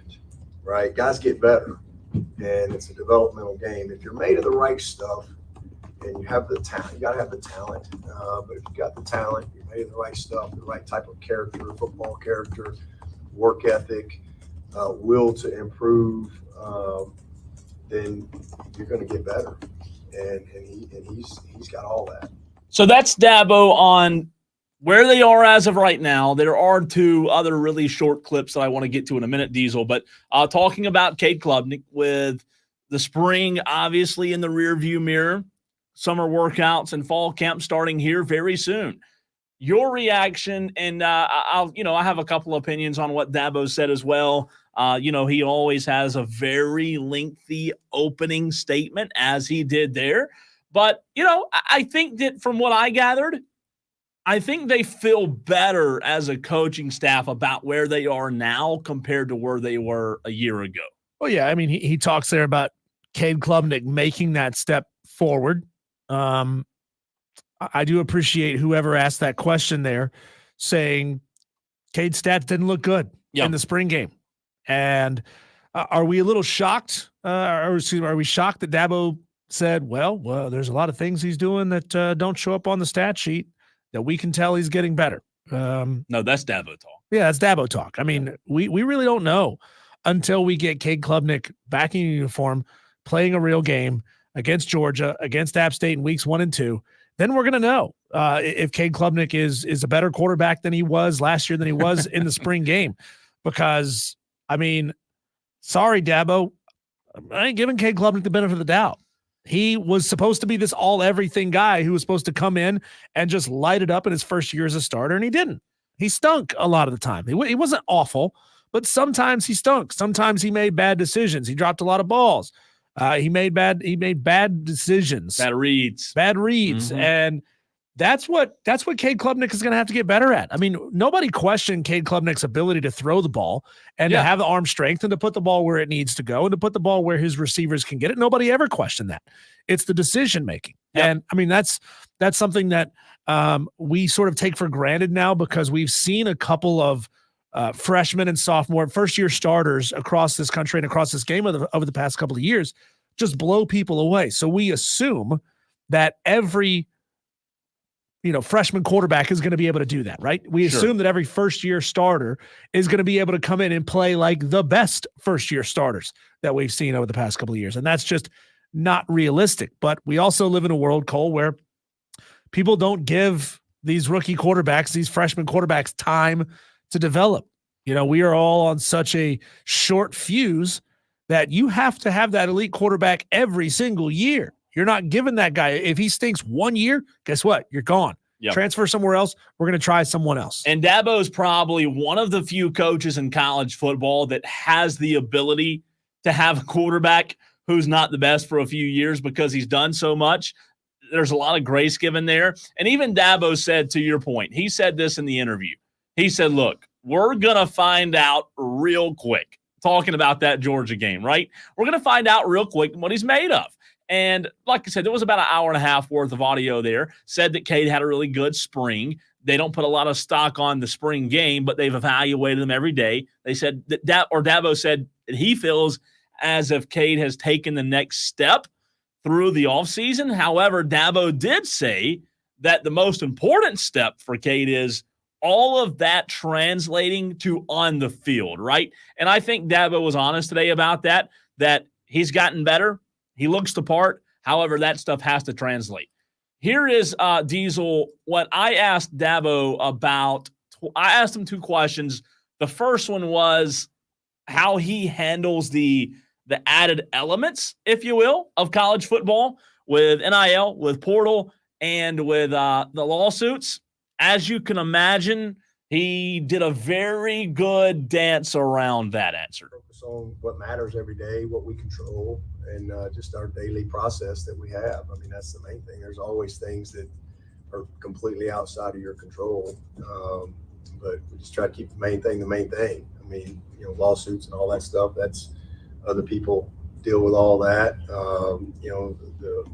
The other changes in college football is just integrated into what you do every single day. So no different than any other change that happens from year to year. But it's not a distraction. It's just not a distraction, says Dabo. And then Diesel, the last question I asked him was about something that you and I talked about with the NCAA removing restrictions on countable coaches. Dabo is a big, big fan. I mean, honestly, I'm one of those. It's one of those rules that they either couldn't or wouldn't enforce consistently. And so, when you got stuff like that, you just need to change it. And I'm really glad that they did. We thought it was going to change last year. So it's awesome. I mean, I think it's great. It allows us to really use our resources very efficiently and to be able to, I think, develop your team, especially your young guys, red shirts and freshmen and things like that. I just think you've got a lot more hands on deck, a lot more eyes, a lot more opportunity to be efficient with drills, scout teams, special teams. I mean, all across the board. So all those guys have been involved in our prep process for sure, recruiting, all your game plan stuff. They in a true support role, but they couldn't coach on the field, and so you got out on the field and you got this big staff, and you're a little limited. So this allows you to, have some really veteran guys. And the headset thing, they I think we're going to do away with that as well, because they limited us to 23 headsets. And that's the way it's been. But I don't think with the rule change being so late that they can produce enough, headsets. That's like with all the schools now all of a sudden coming off of this limitation. And but they did away with all the rules. There was all these rules about who could be on a headset, who could talk, all this stuff. So I think it's a great change. I really do. I'm excited about it, as far as who you can put in the box, who can actually be on a headset, but just the ability to coach, So again, the impact of what you can do to be really, really even more efficient in your time allotted for practice, it's awesome. I mean, it's great, so a lot of eyes. I would say the intensity will ramp up quite a bit with the amount of guys that will be able to coach. So we've kind of signed everybody to a position. Everybody will be an assistant something. D-Mac's he's going to handle the nickels. He'll coach the nickels. Everybody else will be an assistant something. Nolan Turner will be our assistant safety coach, for example. Daquan will be our assistant DN coach. So everybody's been assigned accordingly that way. So that's Dabo talking about the NCAA removing restrictions on countable coaches. Diesel, for example, they hired Lorenzo Ward, former South Carolina DC. He'll now be assigned to a position and actually be able to coach during the week. Do you think that's going to be a big nothing burger? I know a lot of people were concerned that large schools could balloon their staff to whatever size they wanted and pay as many guys as they wanted. Right now that they can get out there and coach players on the field, smaller schools would not be able to keep up with the finances of hiring that many coaches to be out there and having direct contact with players. We're just gonna have to wait and see. But as people constantly love to bring up, all these rules changes, they've always made the rich programs richer, and nothing's going to change. The rules always change and morph to benefit the richest programs. They never change to benefit the poorest programs. So it's going to be fascinating to watch and see how that happens. When we come back, we'll take a quick look around the sports world today. We'll take a look at our daily wires next on the Fan Upstate.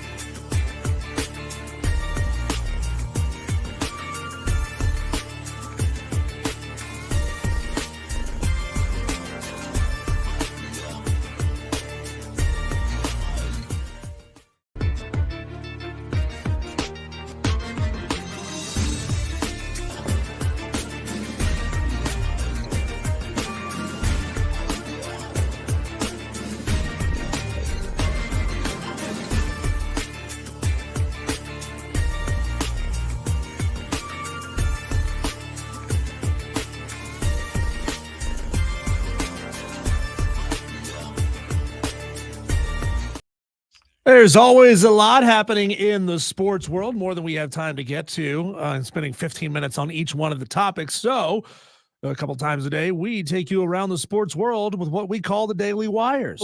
This is the buzz happening right now. Tiger Woods has declined the captaincy of next year's Ryder Cup, citing too many other commitments, too many phone calls, too many meetings. He doesn't have time to captain the Ryder Cup team. Man. Keegan Bradley will lead the U.S. team at Bethpage Black at Farmingdale in New York in 2025. Rory McIlroy said that Tiger Woods reached out to him after his terrible final round at the Open, but he didn't get the text messages because he was so upset at what he had done that he changed his number immediately after the round. Yeah. Rory, I guess, was getting bombarded with phone calls and texts about his collapse. So he changed his phone number. He says, in addition, now we don't know if these text messages came through or not, but he also got messages from Michael Jordan and Rafael Nadal. You gotta be kidding me. You changed your number because you choked? Yeah. Oh, does that make you lose respect for Rory? Yes. I used to like Rory. What a freaking wuss. Oh, wow. Change your number because you choked on the 18th green. Now, if I was Ingrid Andress, I'd be changing my number because people will be texting me constantly saying you suck as a singer. I think he changed his number because of his wife. Speaking of which, Ingrid Andress announced that she is going into rehab because she was drunk at last night's home run derby. I was drunk. Do you believe it? No. Do you believe that she's she's really going to rehab? Do you believe that she might have had she might have been nervous and had a couple of drinks, but she's a 4-time Grammy nominated country singer. You shouldn't be nervous. Does this mean that I can be nominated for a Grammy? No, because you're no good even if you are sober at singing. I think I could do better than if that. I had a lighter, I'd hold it up in the air. I think I could do better. She was terrible. Illegal gambling charges against Patriots wide receiver Keyshawn Butte have been dropped. He was charged with illegally betting on LSU while he was in school in Baton Rouge. So those charges have been dropped. 49ers wide receiver Brandon Ayuk has requested a trade. Huge. He's been going on. He's been going into some contract negotiations, going into the final year of his rookie deal. Well, they apparently have not come to fruition to his liking. Adam Schefter reported that other teams have reached out to the 49ers with interest. However, the 49ers are not interested in trading him. Last year, he tallied 75 receptions, 1,300 yards, and 7 touchdowns. Whatever team gets Brandon Ayuk is getting an absolute stud. Oh, no doubt. But what if they don't trade him, though? Yeah. What is he going to do? They're going to franchise him, I guess. Listen, I would give anything to have Brandon Ayuk on my football team. Let's go. Let's get him in Carolina. Wouldn't be They don't have the money. terrible. They don't have the money. That's the problem. Let me call Dave Tepper real quick. Dave Tepper has the money. Dave, can we get who is Brandon Ayuk is what he just said, who is Brandon Ayuk and hung up. Yeah. That's what he just said. Does he play soccer? I just Can we called book him him for a concert? That's what he asked. He said, who is that, and hung up. Didn't even know who Brandon Ayuk is. He's tremendous, man. The LA Dodgers, Teoscar Hernandez won the home run derby and a swing off against Bobby Witt Jr. of the Kansas City Royals that nobody watched because everybody was on Twitter making fun of Ingrid Andress. Nobody watched it. I think they turned it off like I did after they heard the national anthem. I think their TV turned itself off. Like, enough of this. Okay? My glass enough TV broke for the in day. my house. Marcelo Zuna represented the Atlanta Braves at the home run derby, but he failed to make it out of the first round. He hit only 16 home runs. And finally, Cole, on its very first day of release, college football 2025 servers crashed. Are you surprised? No, I'm not. Users reported Dynasty mode, Ultimate Team mode, and Road to CFP modes were unavailable because they just couldn't handle the traffic on the first day of gameplay. But it did say that the Dynasty mode for South Carolina was working fine.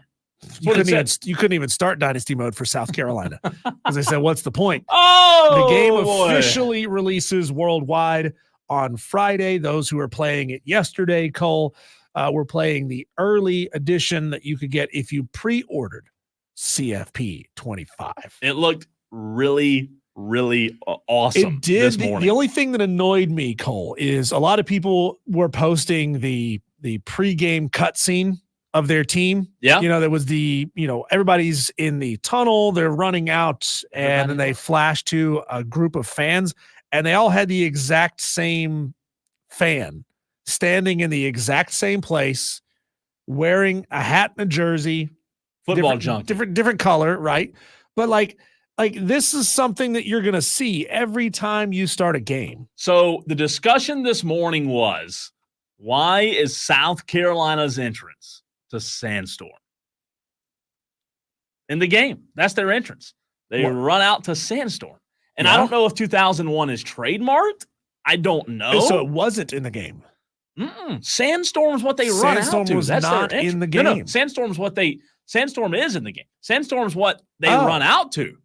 So it is in the game. So what are people questioning? Why they're not run? They don't run out to Sandstorm. They run out to 2001. Oh, and they're running out the Sandstorm, and everybody's like, okay. So I wonder if it's a mistake, and we're going to get back to this in the 520 segment because there are some mistakes in the early editions of the game, some more glaring than others. Yeah.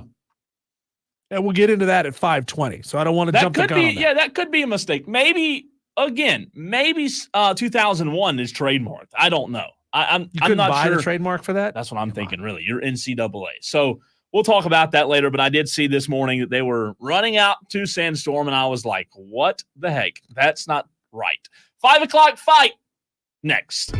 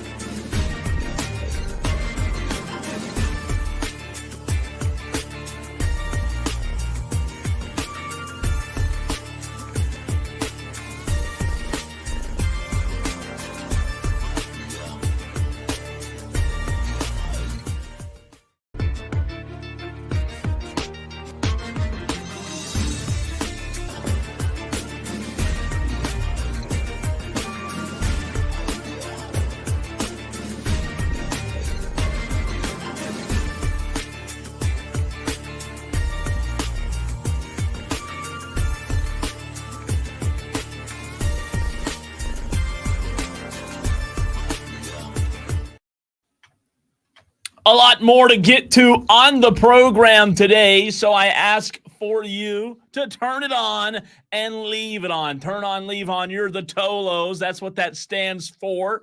We appreciate you being a part of the program. Dabo Sweeney had a quote earlier today that I want to get our opinion on. Hear what Diesel has to say. Dabo said, NIL, if it's the factor, we probably won't get them. If it's a factor, we have a shot. Let that sink in. Chew on that. Get your thoughts in a little bit later in the show. Also, coming up about 30 minutes from now, the new head football coach of the Limestone University Saints, former NFL pro for a long, long time, had an outstanding pro career. Jericho Cotchery joins the show for the first time on Wire to Wire. But you just got in your car, you just got in your truck, and you're thinking, wait a minute, it's 5 o'clock, and that is correct. It's time to fight it out. It's an all-out slugfest, and nobody's leaving unscathed. 3 topics, 1 winner. It's the 5 o'clock fight on Wire to Wire with Diesel and Cole Bryson on the Fan Upstate. I know we have a lot of new Tolos each and every day, especially on our Twitter page where you can watch the show. We're live on Twitter, Facebook, and YouTube. The Fan Upstate Twitter will be back up and running shortly, we hope. At the Cole Bryson is where you can watch right now. Thanks, Elon. Yeah, thanks, buddy. We appreciate you. If you do not know, if today's your first time tuning in and you're like, what is this fight you speak of? 5 o'clock fight each day at what time? Well, you guessed it, 5 o'clock. 3 rounds. Diesel and I must disagree on every single round. It is the one time where we debate each other to our death. You, the Tolos, decide who wins and who loses. You text the show, 71307. Start your text with the word fan. That's how you can decide who wins. It's time for Round 1, fight. All right, Diesel, college football EA Sports 2025 has just been released, right? Mm-hmm. It's going viral, as they say. The question, round 1.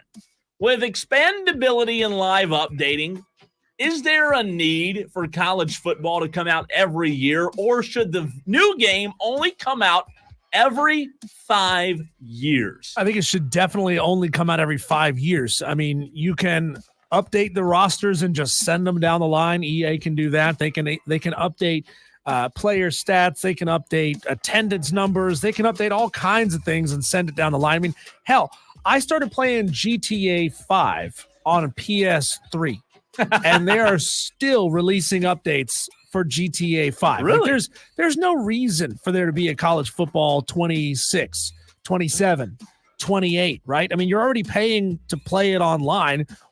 Why do we need updates every year? I mean, Madden does it. Madden puts out a new Madden every year. The question is, why? No, we don't need a college football every year. Just play the same one for 4 years, 5 years, whatever, then pop out a new one once you got a significant real update. Diesel says pop out a new one like it's going into labor. I disagree. You have to have the anticipation. You have to get the new video game. I don't even know if you can buy the hard copy anymore. It might just all be online and be digital. But no, you have to have the new game come out every year. Now that it's back, are you kidding me? We need to celebrate. We need to come together as Americans once a year. We can't agree on anything else. So let's come together on the one day that the new college football comes out. Once I get a console, Diesel, I'll be a sucker. I just have not gotten the console yet. You'll start playing soccer?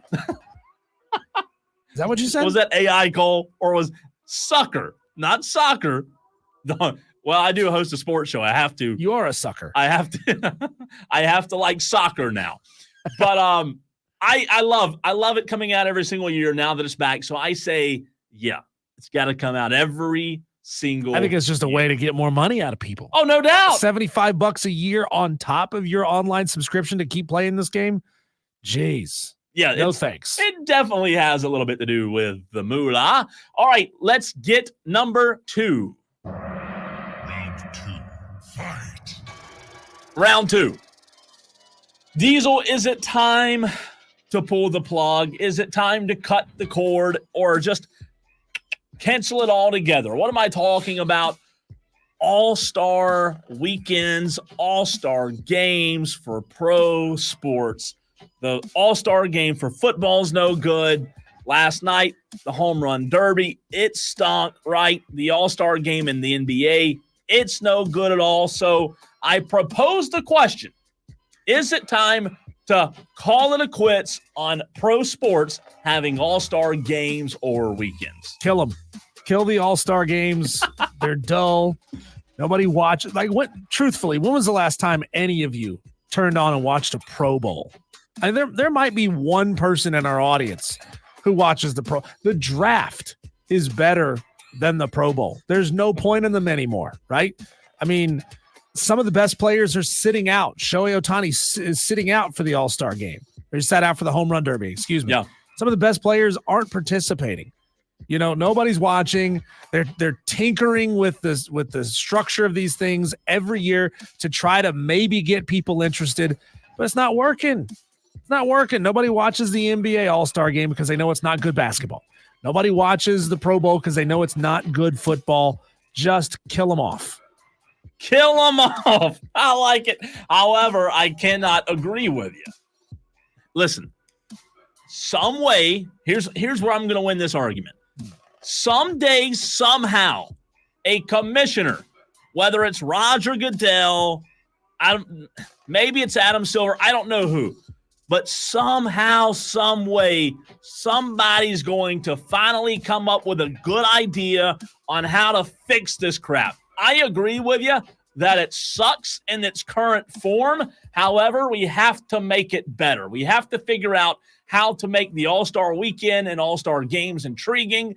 Instead of just Xing them off with the head, let's figure out how to improve on them and maybe get former athletes, maybe, I don't know, they just played the game.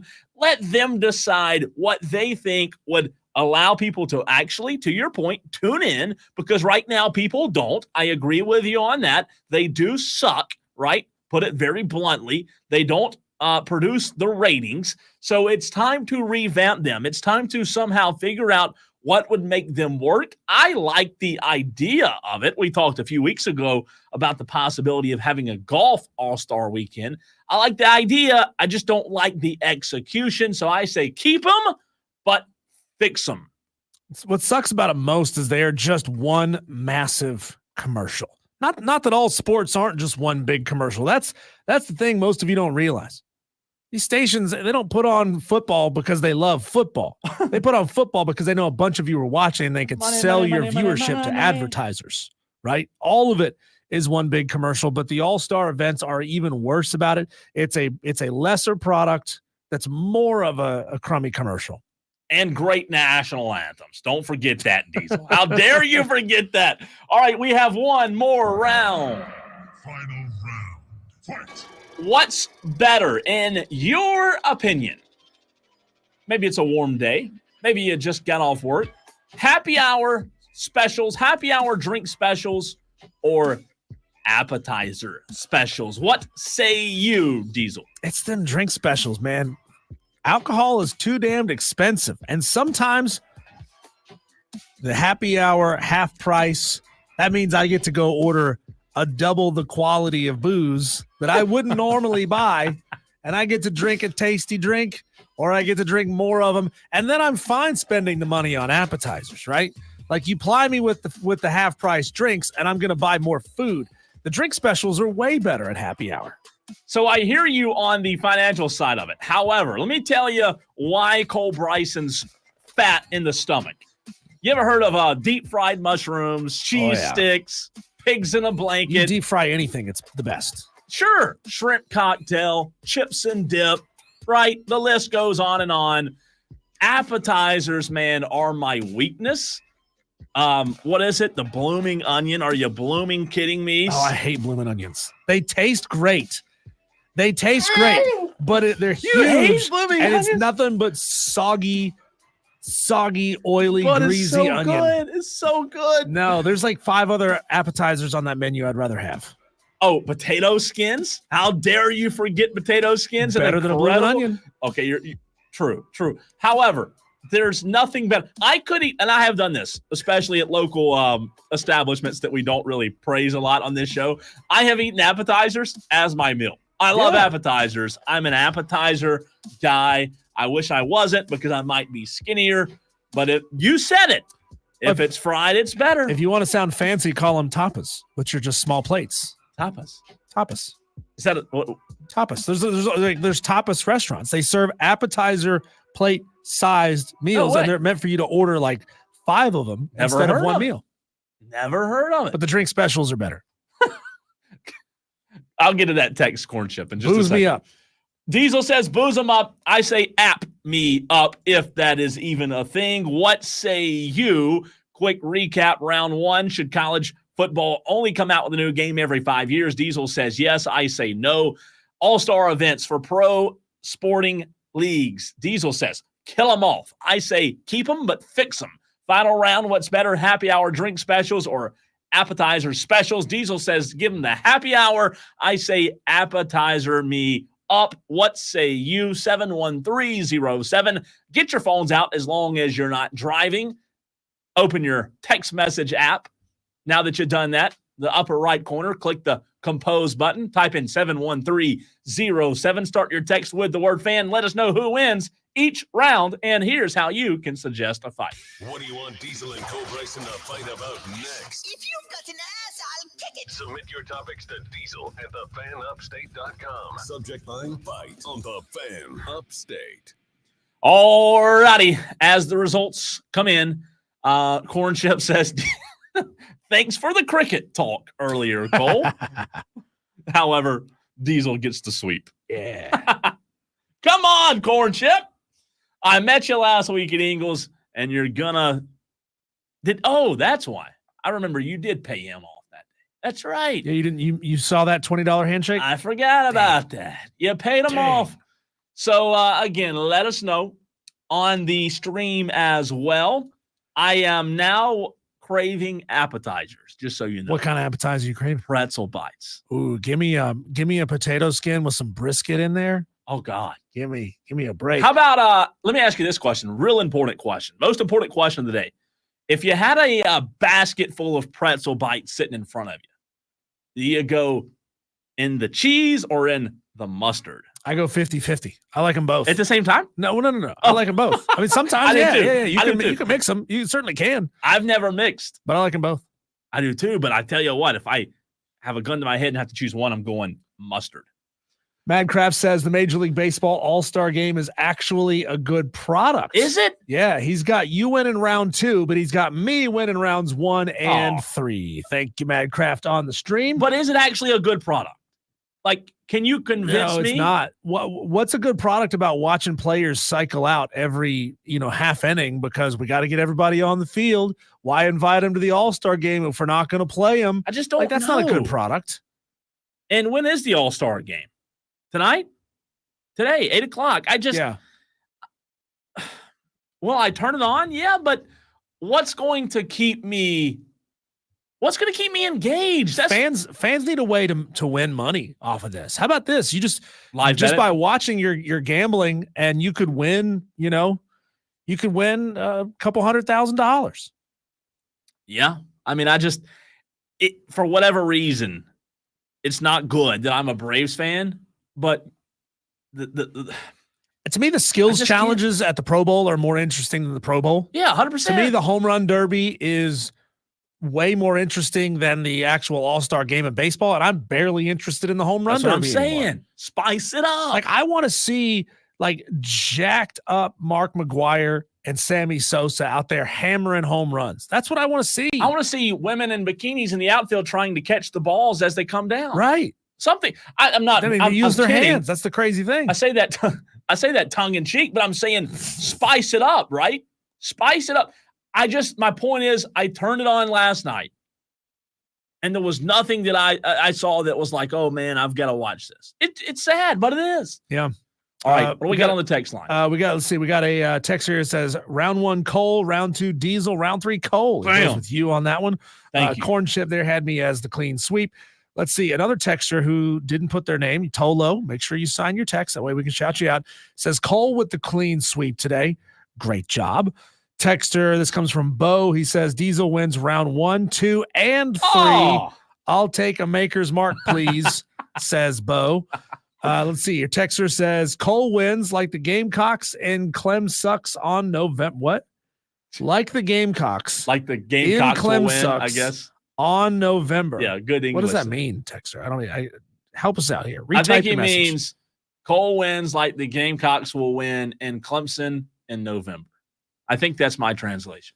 I did a pretty good job, right? Okay. Let's see. Kevin says Cole with the clean sweep. I want appetizers Yes. now. See, what is it with you people wanting a new college football game every year? You don't need a new college football game every year. Because, We didn't say you needed it. They could just keep sending updates down the line, right? Like it's all online. You've already bought the game. They can keep sending you live updates. Why do you need a new game? No. We don't need it. I know you want it. Listen, I don't need Is it just the tradition of going to buy the new game? Maybe so. I didn't need So, that like- cheesecake that I ate at lunch either. But, like, guess what? I understood buying the new game every year before online play and before they could send down updates, right? You had to go buy the new Madden, or you're the guy who's still playing Madden from 2 years ago, and that sucks, right? Yeah. Because you can't, if you have Madden 2006, you can't play the guy playing Madden 2007. You have to go get Madden 2007 so that you can play him. But you don't need that anymore. Like the need for a new game is completely bunk now. Anyway, let's see. Bullwinkle says the chick who sang the national anthem checked herself into rehab today, citing that she was drinking last night. See, I call BS. Bullwinkle, both of us are calling BS. Nobody believes that that's true. You know, she had a 50-50 choice. A, you do nothing. People think you're just a crap singer and your career is potentially over. B, you check yourself into rehab. People now think there's a reason why you're a crap singer, and they start saying, "Oh, it's so brave. Go and do your thing. That's go, so stupid. Go and get yourself right. We're behind you. We believe in you." And then she comes out of rehab, puts out a single, and everybody goes and buys it. See, I'm not buying it, Bullwinkle. I think it's totally a sham. Texter says, Diesel clean sweep. Love listening to you guys. First time texting in. Thanks, Alan. Thanks, bro. Let's go. Toe low. Turn it on, leave it on, friend. Let's go. Let's see. Action Jackson says Cole round 1. Diesel wins round 2 and 3. Dang. Yeah. Action Thanks, Jackson slammed the door on Appreciate me it. there. Alan, it. appreciate you listening as well. You know what? It seems like this always happens, but no, I think we might be more split today. We can't read Wesley's joke here on the stream. Clem sucks was a joke I heard in 3rd grade. Grow some blanks.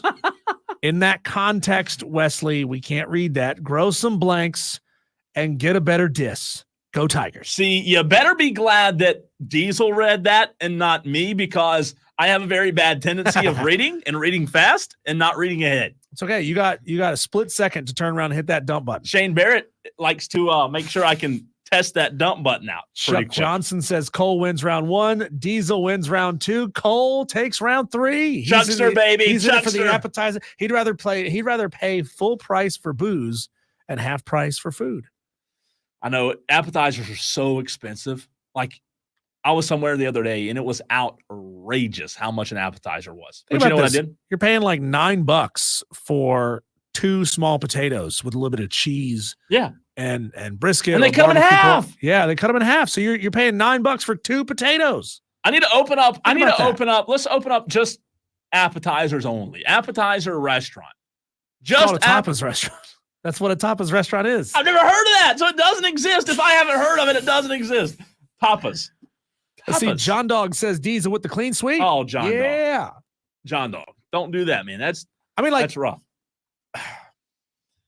I don't think they should be updating the game. Like, do it every 4 years. That's the rotation, right? How much eligibility you have? Give us a new college football game every 4 years. Every 4 years, Diesel The says. game keeps going. You're not going to stop playing the game. The game keeps going. They just don't release a new version, but every 4 years, because that's when they make some huge leap in graphics capabilities. Yeah. Speaking of the game, when we come back, there are a lot of mistakes, issues, big things going on day number 1 of CFB 25. We'll tell you what the biggest blunders are and ask you, what's your experience on day one with the game? Have you played? How much have you played? Which teams are you playing as? CFB 25 Talk next, right here on the Fan Upstate.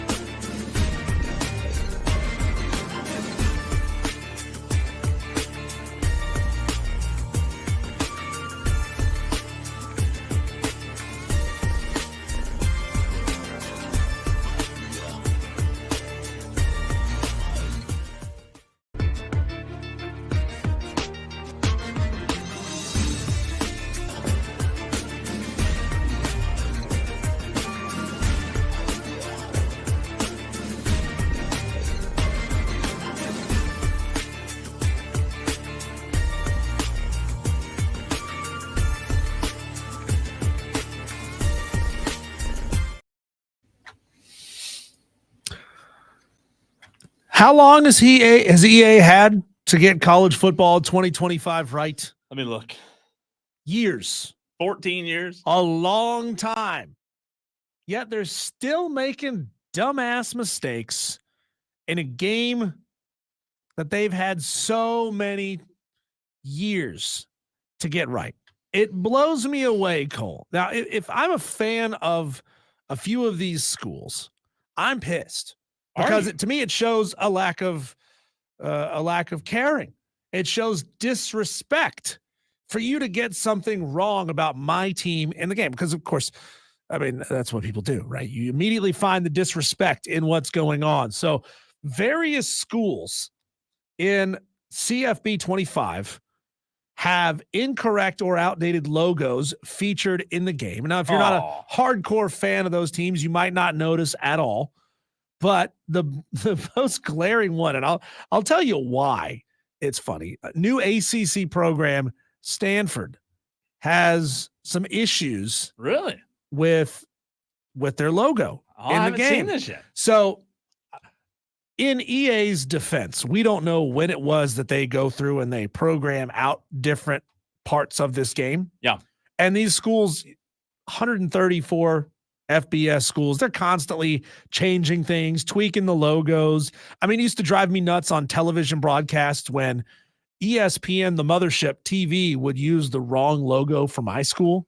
Yeah. It just drove me crazy. It's like, who's not paying attention? Like up an there, old right? one or something? Yeah, like like we changed the logo 6 years ago. Why are you still using the old logo on an ESPN broadcast? But Stanford has an incorrect and outdated logo being used in the game.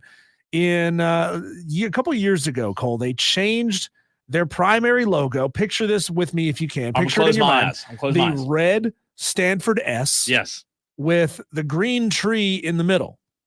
It's like Christmas. The green Stanford Cardinal tree in the middle. Well, they changed that green tree from green to white a couple of years ago. So now it's just a red on white logo. Which looks better. Looks better. Yeah, it does. But they didn't know that, I guess, at EA. And they made the mistake for EA 25 in the score ticker at the bottom of the screen, not on the helmets, not on the field, not in the various other places that the Stanford logo shows up throughout the game, but in this one spot, Cole, they made the mistake. The little score graphic at the bottom of the game. So if it's Stanford playing Cal, the score at the bottom of the screen has the green tree inside the red S. Apparently they got Western Michigan's logo wrong somewhere. They got Jacksonville State's logo wrong somewhere. I'm not too worried about Jacksonville State because they've been in FBS for like a cup of coffee. Yeah. Right. So it's not that big a deal that they got Jacksonville State wrong. However, there's a lot of money involved here, right? Get it right. Like quality control, check after yourselves. So I say little deal here. Little deal? Yeah, I say little deal. Here's the thing. Here's what makes Stanford's issue funny. So Stanford has reached out to officials at EA, and EA has assured them that the errors will be corrected in the next couple of weeks, right? They can send these patches and fixes down the line, which was what I was saying earlier. There's no reason to have a new game every year because they can send down patches and fixes and new rosters and head coaching changes and all these kind of things. They can send them down the line. There's no need to go buy a new game. Like imagine, think about this. The last time you played an EA college football game and you played as an FCS team, for example, what you saw, the way it was presented in the game was the way it was going to be presented in that game forever. Yeah. Until a couple of years down the line, they changed the game. Came out. But what's funny about this, Cole, what's funny about this mistake is that EA's headquarters is like 10 miles away from Stanford Stadium. They drive past this stadium every day on their way to work. It's 10 miles away. It's the closest school to you. And that's where you make the mistake? You know, though, the people who are making these probably don't watch football. You know, nerds in a room somewhere pounding out on a keyboard, coding. I get it. I get it. I just think it's funny. And if I'm a Stanford fan, I'm pissed. Really? Yeah, if I'm a Stanford fan, I'm pissed. It's like, get it right, would you? Well, luckily, Stanford doesn't have any fans. Luckily, nobody cares about Stanford, right? I'm assuming. We don't know. I'm saying It's that true. in a joking way. That's true. I'm glad. I'm looking at their logo. The green tree looks like a Christmas logo. Yeah. It looks bad. The white one's much better. The only thing I would say is, I mentioned this earlier in the show, South Carolina's entrance is to Sandstorm, and I would like to find out, I don't know who I need to ask or call or email or fax, but why are they not coming out to 2000? Did somebody get that wrong? Did somebody at EA I've watched South Carolina games before? Yes. Sandstorm. Yeah, Sandstorm. That's what I'm saying. But I asked the question, maybe it's trademark? It's possible that they did it for simplicity's sake. I mean, look, you don't watch the entire entrance when you're entering in the game, right? So maybe they thought, all right, let's simplify this. There's 2 entry songs. Let's simplify it and just go with one of them. I mean, that's possible. If I'm a South Carolina fan, I'm not too bent out of shape about that. Oh, I am. We still got Sandstorm, I think, which is also more entertaining. Yeah, but it's just the wrong time. See, if I'm a South Carolina fan, I'm upset about it. I'm like, Gamecock fans, are you upset about this? I would be. I think they should be. I think they should be very upset about it because Sandstorm, you're right. It's great. However, Brent Musburger said one of the grandest entrances in college football is 2001, right? So there's a difference then of Sandstorm opposed to this. There's a big difference, right? Because it just doesn't have the same atmosphere. Time. This takes time to and most people aren't going to watch that in the game. Well, they should. They should sit down with their bag of Doritos or Cheetos and their Mountain Dew and just embrace it. But with the level of detail that's in this game, I might actually sit and watch the entrance. I would too. Fairly regularly. I would too. Yeah. I'm not a Gamecock fan, but I mean, it should be real. Should be right. I've gotten on a nostalgia kick of watching X-Men on Disney Plus, streaming the old X-Men TV show, the cartoon from when I was a kid. Yeah. And whenever I sit down, because they're short episodes, I usually watch 2 or 3 episodes, and I always watch the theme song one time through. The other episodes, I skip through it. Yeah. But it's such a great theme song. I would have watched that theme song because to me, that's almost better than the show, right? It leads up. It's it's the build up. You gotta have it. So according to one Twitter user that posted about the game, he claimed that I guess he could see that over 620,000 players were online playing the game at one point yesterday. That was the largest number he saw. Oh. Who knows if that number has grown larger than that?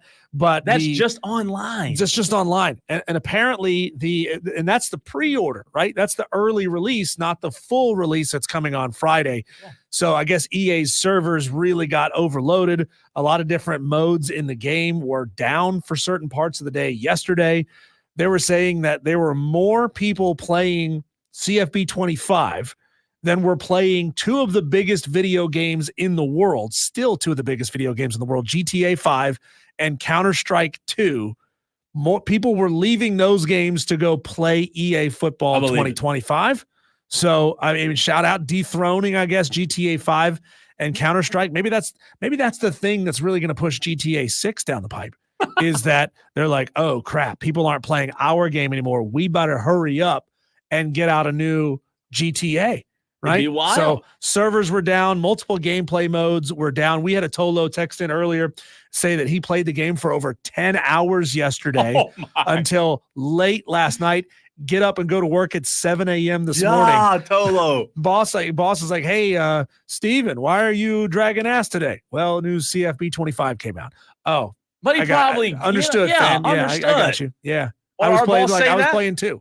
Would our boss say that? It's okay. No, I don't know if he would call us fam. It's all good. If you could, Cole, would you play video games with our boss? Like, would you log in and play Mark Hendricks and Steve Senecroppy? Yeah, because I would want to beat them. You want to beat them? Oh, 100%. Yeah. There you go. That's a good idea. We should do it. Tournament. And the company should pay for it, right? Good idea, Diesel. Great job. Love it. All right, coming up next. It's show research. That's right. The new head football coach of the Limestone Saints. He had a fantastic career in the NFL. Jericho Cotchery joins the show next.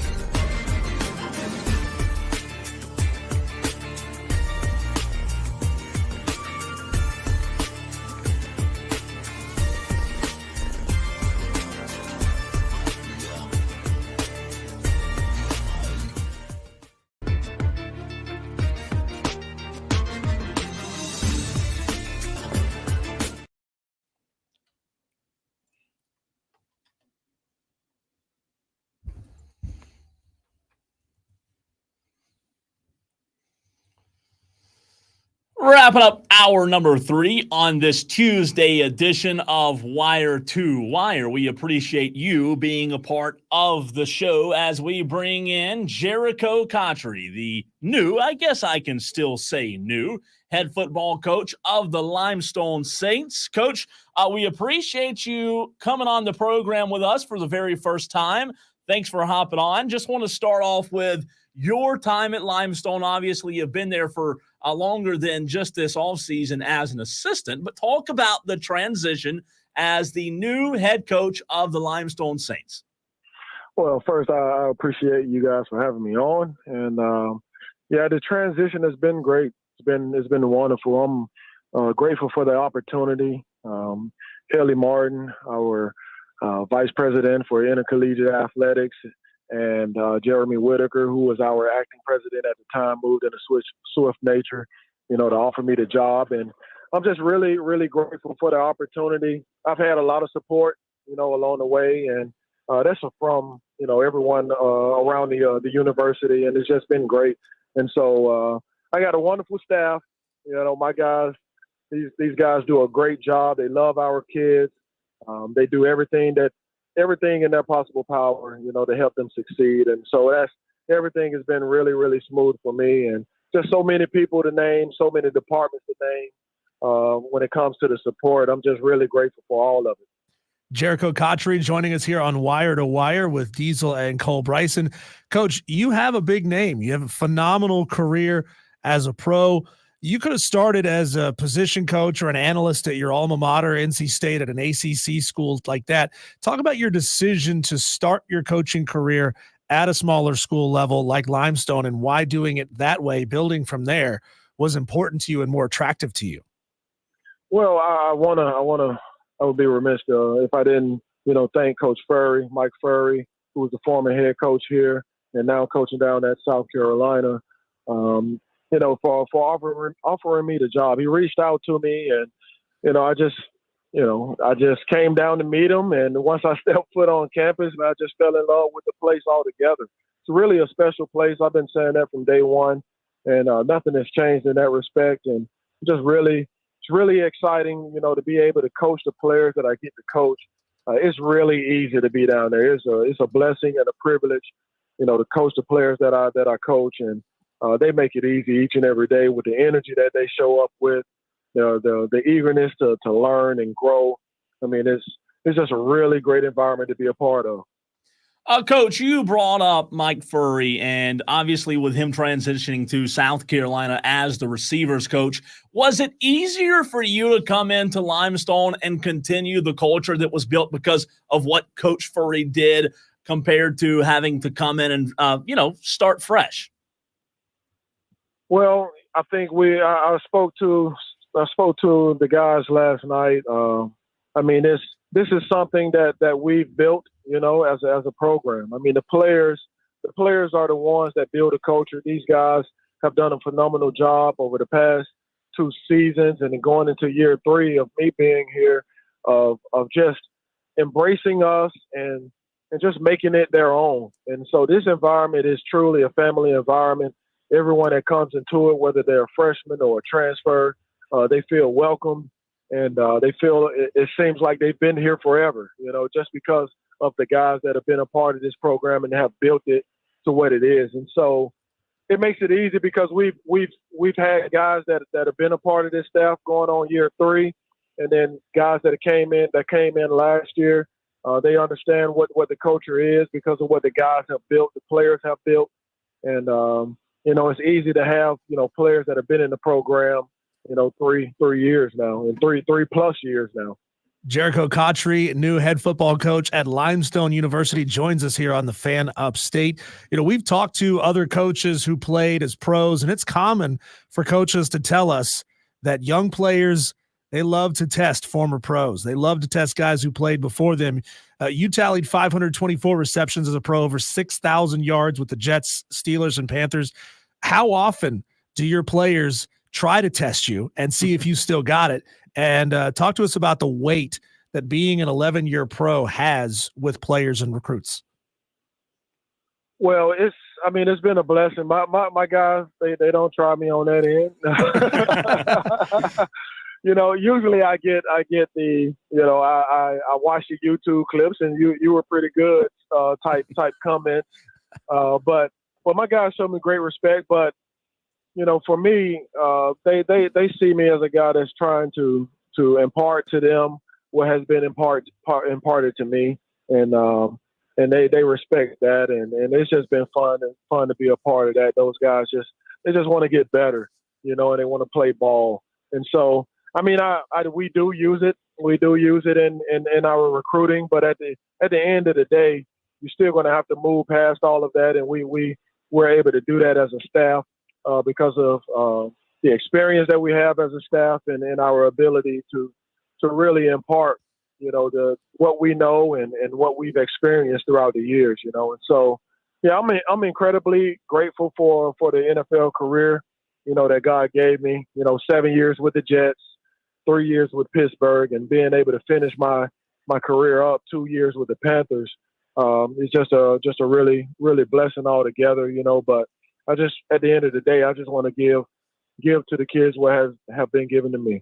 Coach, do you feel like it is a little bit of an advantage being at a D2 school? Because some would say it's a disadvantage at D2, but do you feel like in any way that you have an advantage with your pedigree, your resume at a D2 school where you can get guys who maybe can't go D1? Oh, and not to mention you're in the upstate of South Carolina, arguably one of the best areas in the Southeast for high school football. Well, yeah, it can be an advantage if you know how to communicate what you have to offer, who you are, and what you have to offer.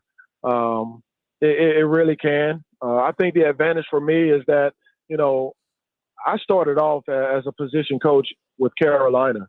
I was the assistant receivers coach there with the Panthers for 3 seasons, and throughout my playing career, from high school all the way throughout my NFL career, 2 decades, of football, I had only 3 losing seasons. And so I got a great chance to see what winning football looks like, what winning coaching looks like.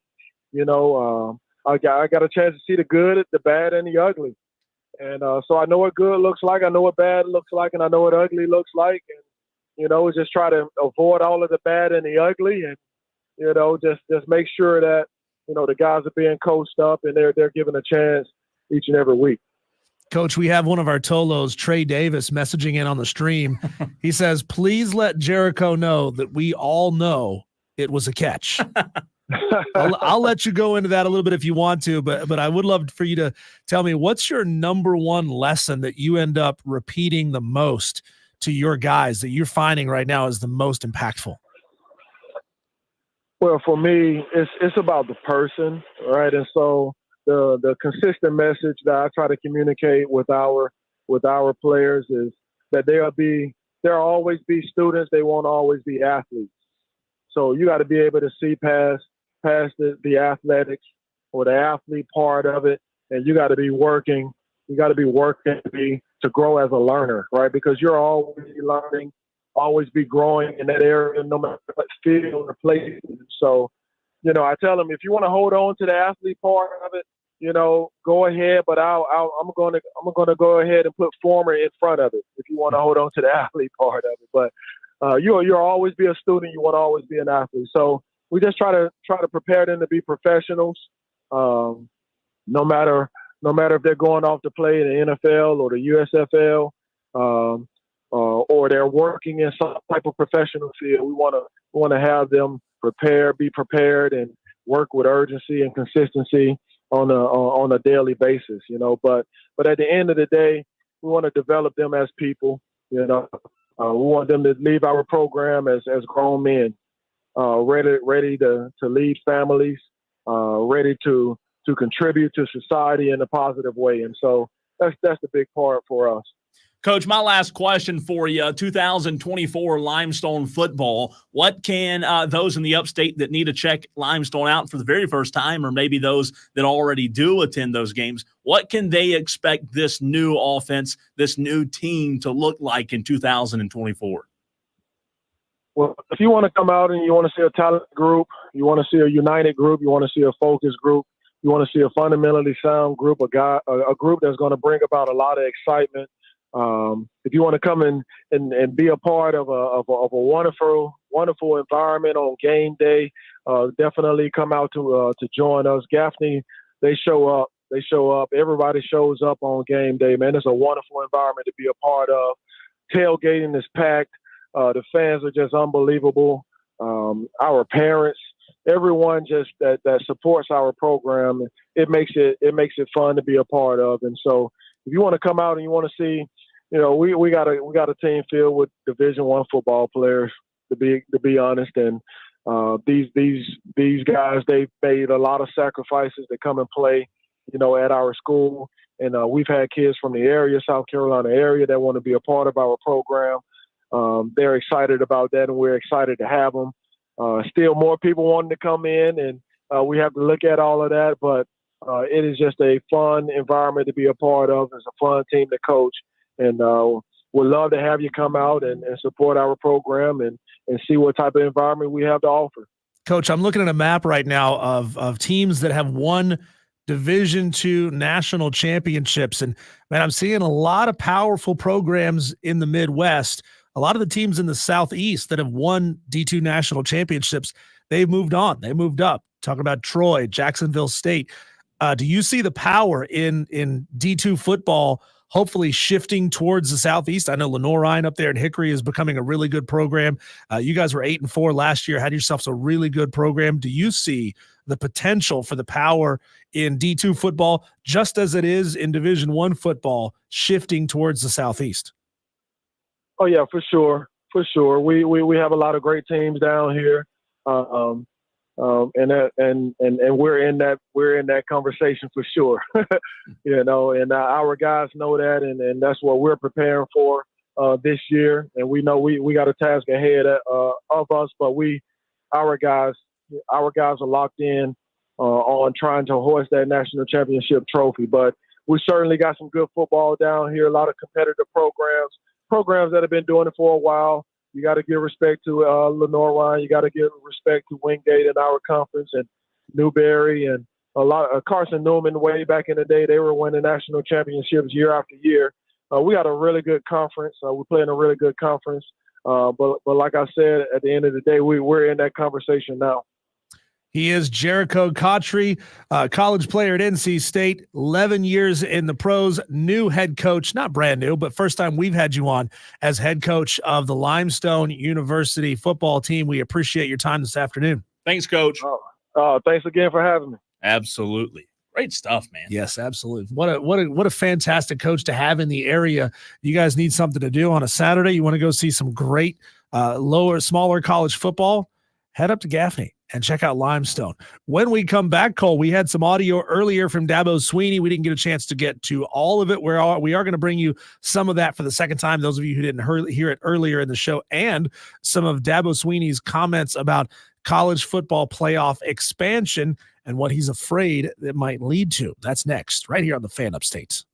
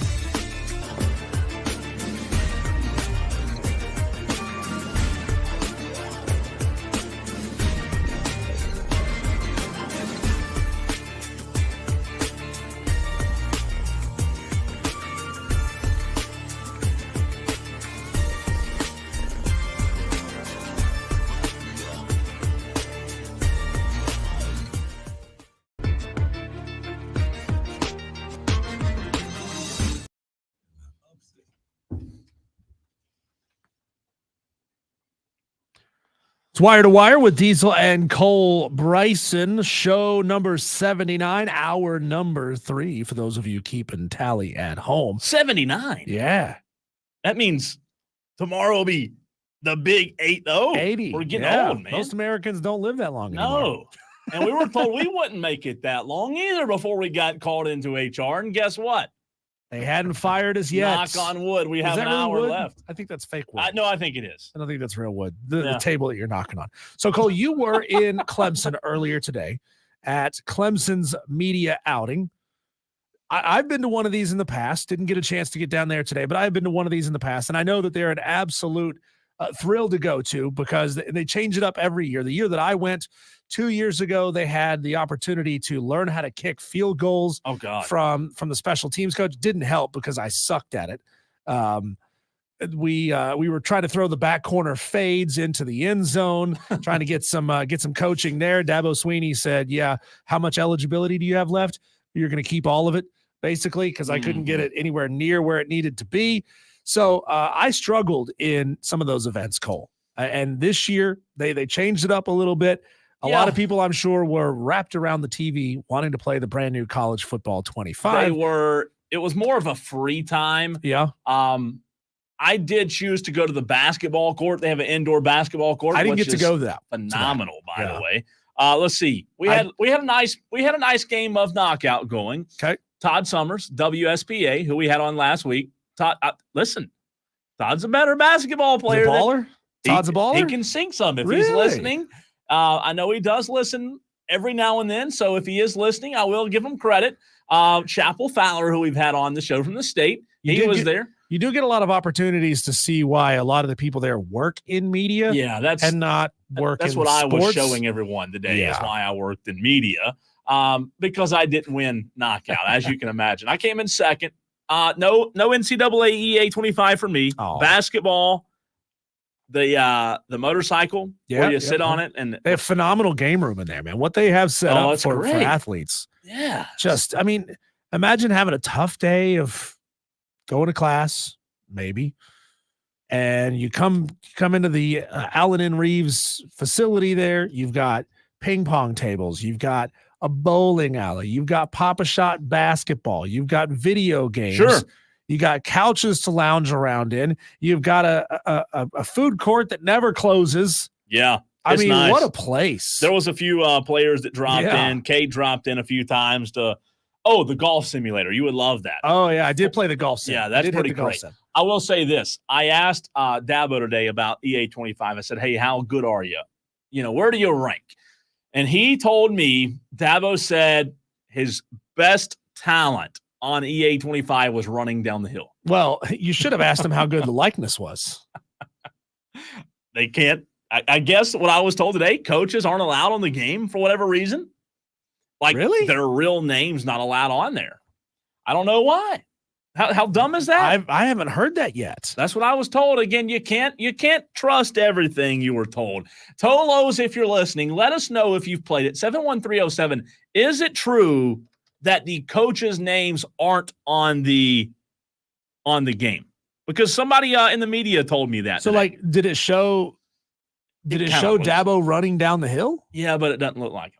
And it doesn't have his name. You know how when the name at the bottom pops up, coach, whatever? I think you have to enter the name of the coach. Really? Yeah, I don't know what the rule is, but there's some kind of weird rule about the about something in their contract. It's ridiculous. You would think that they would be able to be in the game, but I don't know. So we need you Tolos who pre-ordered the game and played the game yesterday. If you played as a Clemson player, great. If you played as a Gamecock, great. Let us know if and in what ways Shane Beamer and Dabo Sweeney are in the game. And are there any reports of Shane Beamer kicking coolers in the game? Is that did that happen? I want to know. I was frustrated and kicked something that I shouldn't have kicked. I just want to know, did it happen? Can you kick a cooler in the game? He kicked a cooler and a cooler kicked his ass. So, it was a good day. It was a fun time. Talking to the assistant coaches is what's fun because That's the only time you can talk to them.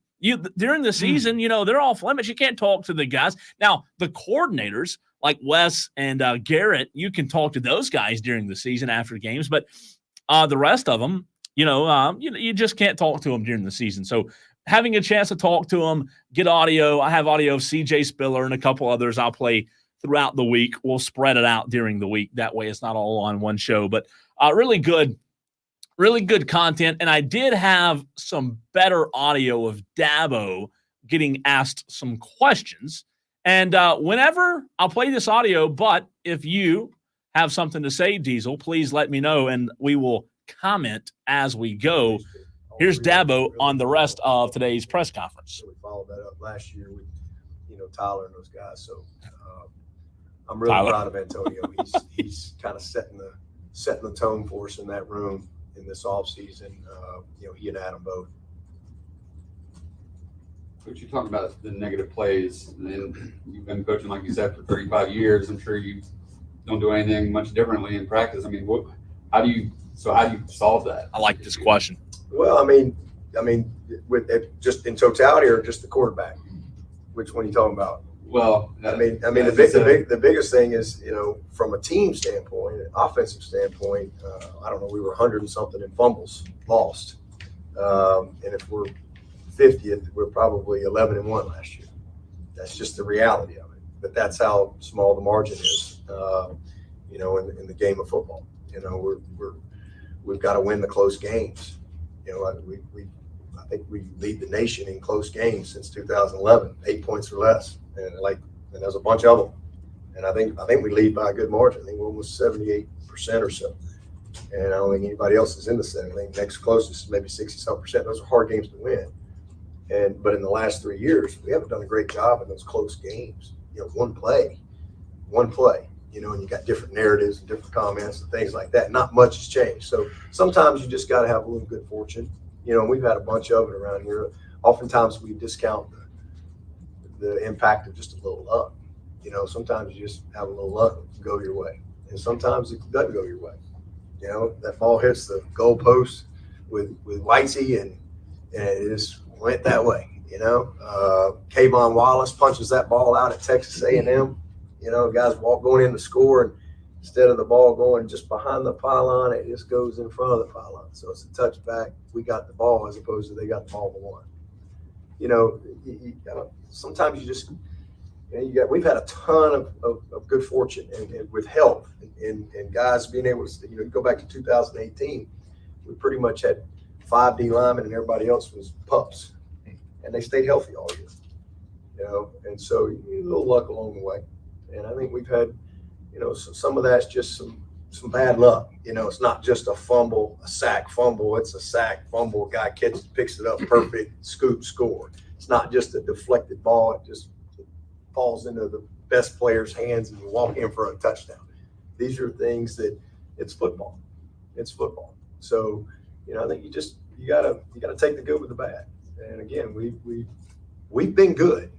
We've been good. These last 3 years in this so-called horrible, terrible era of Clemson football, we've been good. We haven't been great. I think we're in the last 3 years, we're 94th percentile in America. We've won more games in the last 3 years than 126 of the 134 Division I teams, winning 30 games. So that's 94th percentile. I think we'd all say that's good. That's an A. But to get an A+, we got to be great. And when we've been great, we've been really elite in executing our plan to win. We've been elite, in particular when it comes to big play margin, when it comes to winning those close games, when it comes to red zone scoring, offensive defense. And, that's just the reality of it. And, for us to go from good to great, we've got to win the close game. It's just simple as that. And again, we lead the nation since 2011, but these last 3 years, we're like 27th in the country. I think we're still like 11-6 in those close games, but not to our standard. And why is that? Well, when you get the ball first and goal on the one in the same game twice, and you rush for 250 plus and pass for 250 plus, and you still win a game for the first time in 128 years, that's how you get beat. You know, when you one play in an overtime, one play in a double overtime, these are things that change momentum and psyche and narratives and, you know, all these type of things. You're not that far away. And so we got to coach a little better. We got to strain a little more. You know, some players got to get a little better, got to develop a little bit more, get a little bit of luck with some health and availability and all those things. So it's all goes into it. You just, you know, you take the good with the bad. And again, we've been good, but not great. So Cole, it strikes me there, and I want to let you continue this here in just a second. Part of it is when you are this smart and this knowledgeable about the game, and you are this invested in what you do for a living. Like these stats and this information, your mind just becomes a steel trap. But is anyone else getting the sense that the Dabo has? It's like he's memorized a whole bunch of copy points when it comes to telling people just how close they were. Like he remembers how many games that they've lost by less than 8 points or less. He knows where they rank in teams who have lost games by 8 points or less. He knows how many times this has happened, how many times that's happened. Again, I'm not saying that Dabo is out there memorizing excuses, but he sure has a lot of them. Well, you know, what's interesting is Dabo's one of the – here's what I'll say. I don't disagree with you, by the way. Dabo's one of the best I've ever heard at deflecting and turning it into a positive. Yeah, a positive and kind of turning it into something that fits his narrative in a way. Sure. Now, again, I don't mean that in a negative way. I think that is, just so people know, I think that is a skill. That is very hard to do because there are not many people that I have heard speak on a regular basis that's as good with words as Dabo Swinney is. So, to your point, yes, he does deflect and turn a lot when asked about, for example, the first question was to Dabo today was, how do you fix those issues with Cade in practice and the negative plays? Because Dabo said that's the biggest issue. And you know what? To your point, he does have a lot of statistics. He does retain a lot of information. Steel trap. That mind is a steel trap. It is, man. It's crazy. However, I think what a lot of fans want, and there are a lot of fans out there, there are still a lot of Clemson fans who don't care because they love Dabo regardless. However, I think there are a large majority of fans who want him to take that and take that knowledge and actually turn it into consistency in this new era. Because I'm not saying Dabo hasn't been consistent. Dabo's been the definition of consistency in college football since he took over. However, in the new era of college football, since the portal and NIL became prevalent, he hasn't been the same coach in terms of producing on the field results. Little Clemson baseball note here. This just came down across our desks. Junior left-hander Rocco Reed was selected in the 15th round, number 464, which sounds, I didn't think this many players were drafted year in and year out, but junior left-hander Rocco Reed is headed to the Arizona Diamondbacks on the third and final day of the 2024 MLB draft. That was today. We had some news, other news come across our desk earlier. This came from David Hale of ESPN.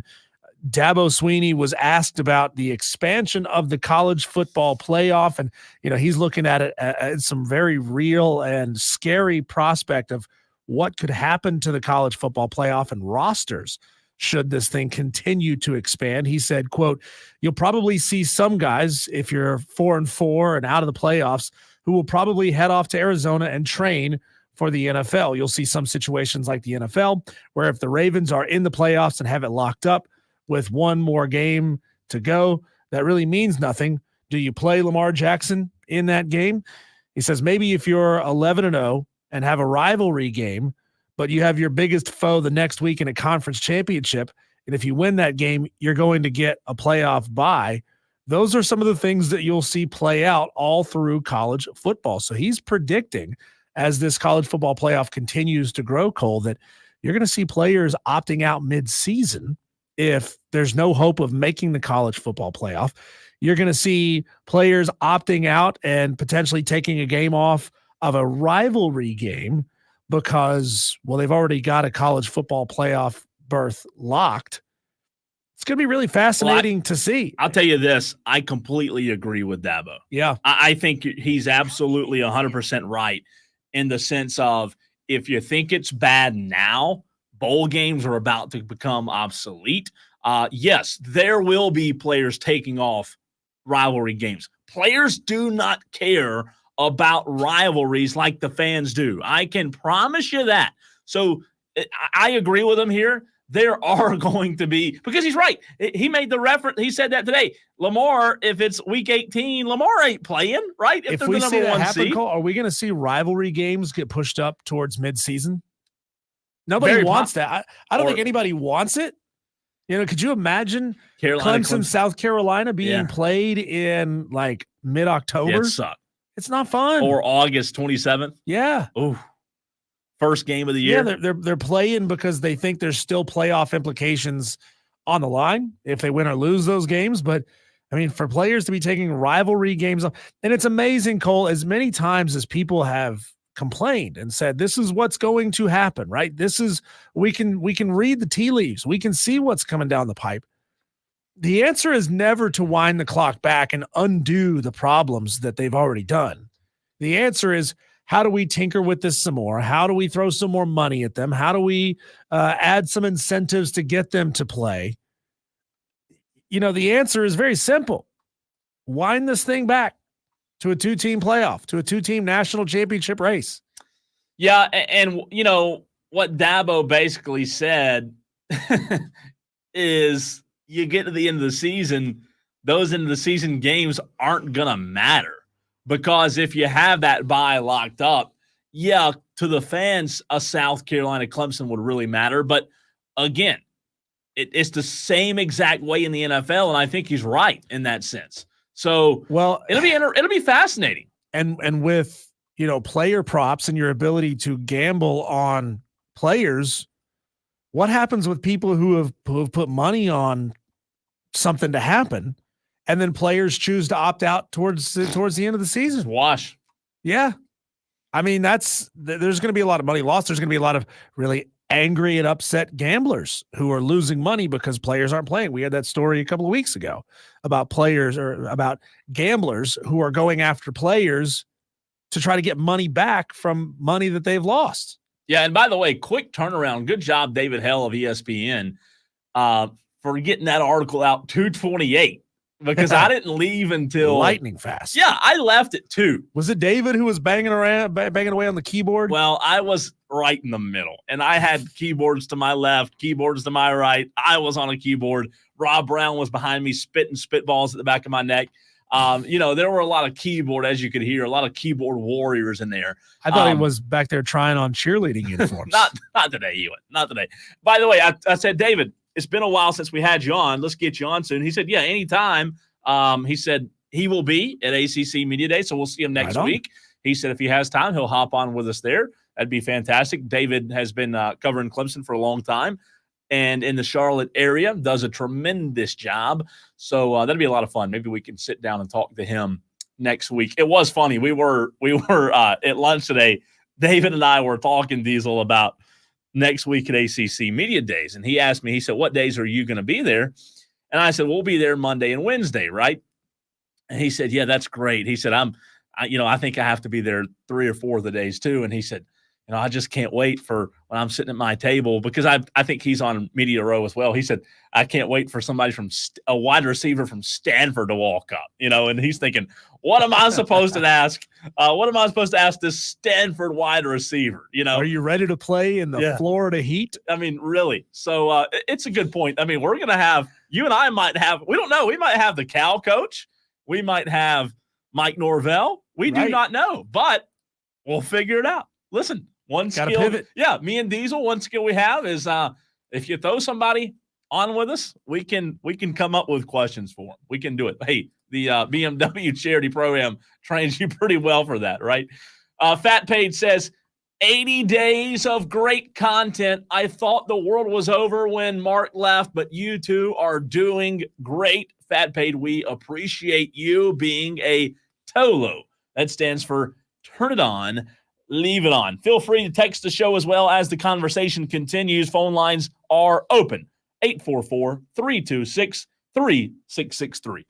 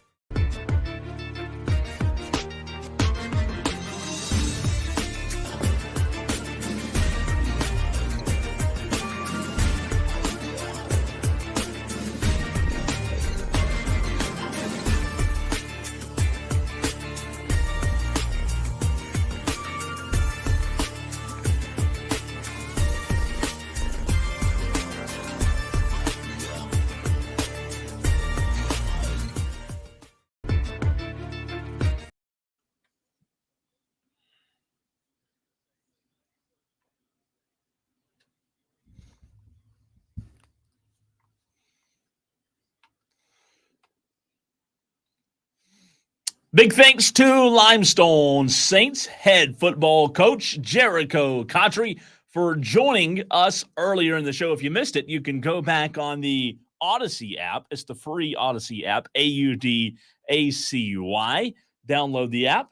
Use the rewind feature once you find our station, The Fan Upstate, and you can hear that interview with Jericho Cotchery. Diesel, I was, as we were interviewing him, obviously we had some information on him pulled up before the show as a little background, but I don't know if people realize the reason I wanted to bring this up is Trey Davis on the stream. You mentioned it to Coach Cotchery earlier. Trey said, hey, please let Jericho know that we all know it was a catch. What Trey was referring to was the Super Bowl with the Panthers and the Broncos when Jericho's Cotchery's first quarter, like 7 minutes to go, Jericho Cotchery's catch was ruled incomplete.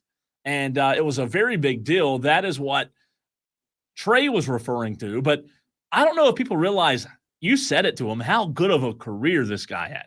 I mean, good grief. Jets, Steelers, Panthers from 2004 to 2015. That's a long career. Yeah, I mean, to spend a large chunk of his career in one place, you know, he started out with what, 7 seasons in a row, all with the Jets before he bounced around a little bit with the Steelers and then with the Carolina Panthers. 6 seasons. Playing at a high level late in his career. I mean, that's a heck of an accomplishment. And it's funny that he said, no, not too many of my players have tested me on my abilities, whether or not I still got it. I bet he does. I bet he does. There's no doubt. We'll have to have him back on because you know what? We didn't have time, but here's the angle we need to ask him about. You know, he was a coach for the Carolina Panthers from 2017 to 2019 as an assistant receivers coach. He played for the Panthers, right?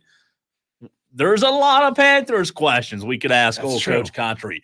Obviously at Limestone now, he was the assistant with Mike Furry. Now he's the head coach, but having played there, having coached there, you know what I want to talk about the Panthers here for a minute. Do you not think it would be beneficial for an organization like Carolina to bring in guys like Greg Olsen or Jericho Cotchery, or I don't know if Cam Newton, you want to bring him in or not, but because of his personality, he may try to become the owner. But do you not think it would be like, when you look at the Panthers staff right now, I know that you've got to have football guys, but I'm just saying, why don't they do a better job? And I'm not knocking Canales because he may be the best thing ever, but why don't they bring in former players who were successful, played in Super Bowls? I'm looking at the staff right now. You know, Joe Gilbert, Rob Moore, defensive coaches, Jonathan Cooley, D'Angelo Hall. D'Angelo had a good NFL career. But you don't have a lot of these guys who were stars for the Panthers, maybe to bring back that culture. You know, it's interesting how, some of these things sort of go in cycles. And a coach like Dave Canales coming in, he may really kind of value having people around him that he's familiar with at this point and not necessarily see, we've got to populate our staff with former Carolina Panthers. Yeah. I'm not necessarily certain that having former Panther players who know their way around the building, so to speak, really does a lot for you at this point.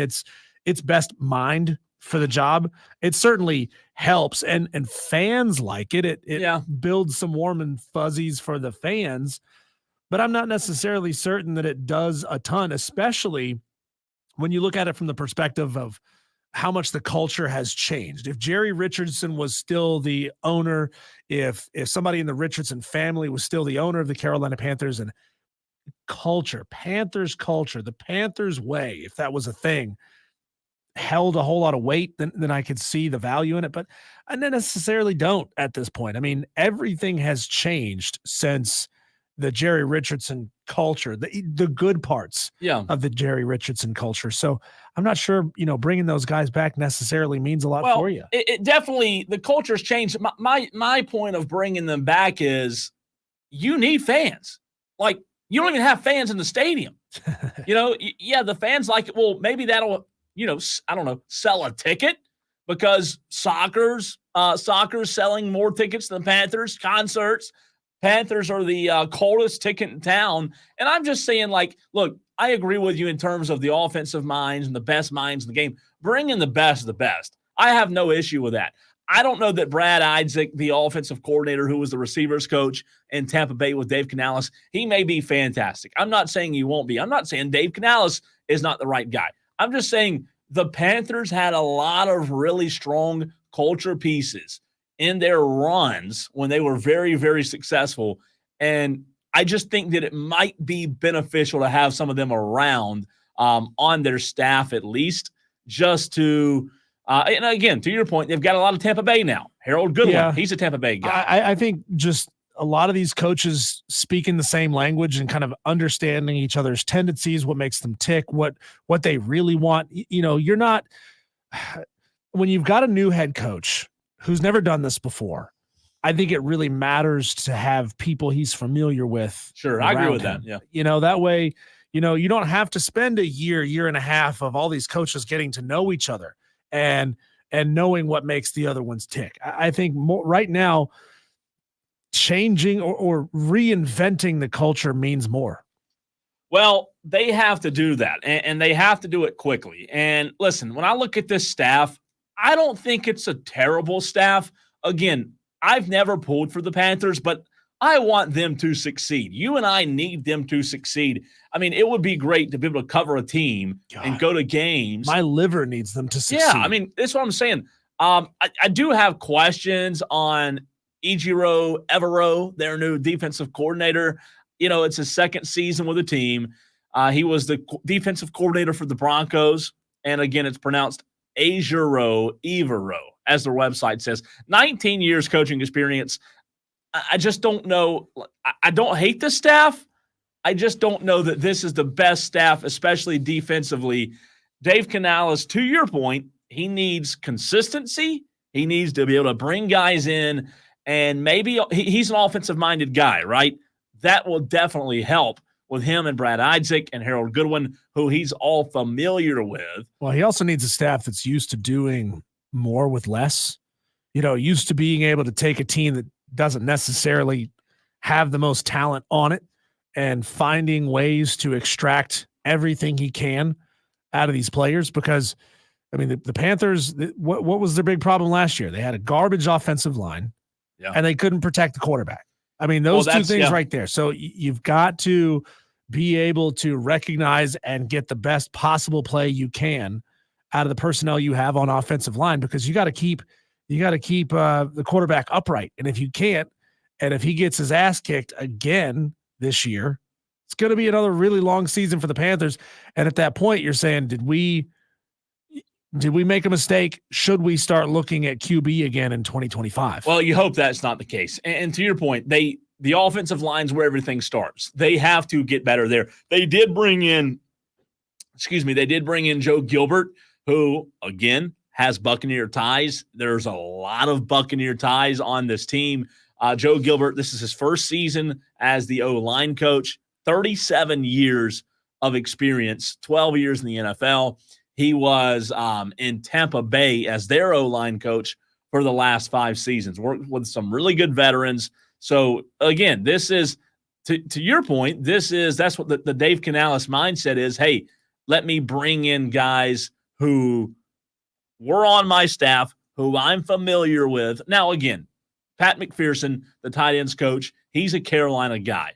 He was in Seattle, but he's a Carolina guy. He knows what the Panthers' culture was when they were successful. He was a 2-time Super Bowl champion, so he gets it. Pat McPherson does. Hopefully, there are enough of those guys around him and Rob Moore. I think Rob Moore's a halfway decent receivers coach. He played for the Bills, Raiders, Titans, and Jets, I believe. But, again, I want this team to succeed, and I love to if we have Coach Contry on again, ask him about his thoughts on it from a former player, because the reality of it is, Diesel, we are 7 weeks away, 8 weeks away from the NFL kicking off preseason. I mean, do you realize it's July 16th? The NFL Hall of Fame game, it doesn't seem real, but we are 15 days away from the NFL Hall of Fame game. So I do question, Cole, like we talked earlier about the Pro Bowl sucking, about the Major League Baseball All-Star Game sucking, about the NBA All-Star Game sucking. So most of those games, the Pro Bowl is unwatchable because it's after the season. It's like, who cares? Right before the Super Bowl. Yeah. Who cares about a bunch of players who didn't make the Super Bowl? Yeah. Playing in a glorified flag football game. The NBA puts their All-Star game in the middle of the season. Major League Baseball does the same thing. Do you think the answer is take a little bit of the NFL model and use the Hall of Fame game model as your All-Star game? Put it early. Fans have been clamoring for it for months because they've been without live football for a while. Yeah. Let's have our NBA All-Star game as our kickoff event. I mean, people watch the Daytona 500 because it's the first race in the NASCAR season. And it's their Super Bowl. Yeah, it's considered the Super Bowl of the sport, and it's played first. It's run first in the season. So maybe that's the answer to fixing some of these All-Star games is quit burying them in the middle of the season when there's not a lot of demand for it. Put it early. Well, that's the last thing people want to see at the end of the season, right before the Super Bowl. Yeah. A pointless game that doesn't mean anything. Again, going back to the 5 o'clock fight, I don't know what the answer is. I wish that some commissioners, it's a moneymaker, that's all it is, Sure. I wish they cared about it and cared about the product, but they only care about the money. Why not make the Field of Dreams game the All-Star game and play that before the Major League Baseball season starts? Yeah. And then, you've got all your best players who none of them are hurt. I mean, sure, there's some small minor off-season injuries, right? But let them go through spring training. Yeah. Let them get healthy, and then put them on the field in a fun exhibition all-star event. I know. I'm for it. I'm for it. Yeah.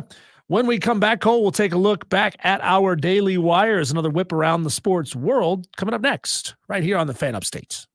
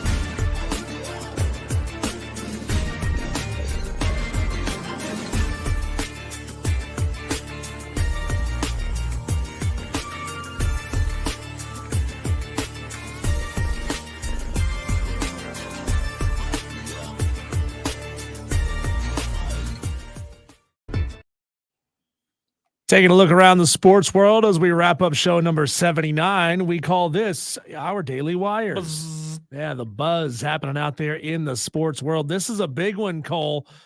Teams will not be penalized for throwing horns down at Texas this year in the SEC.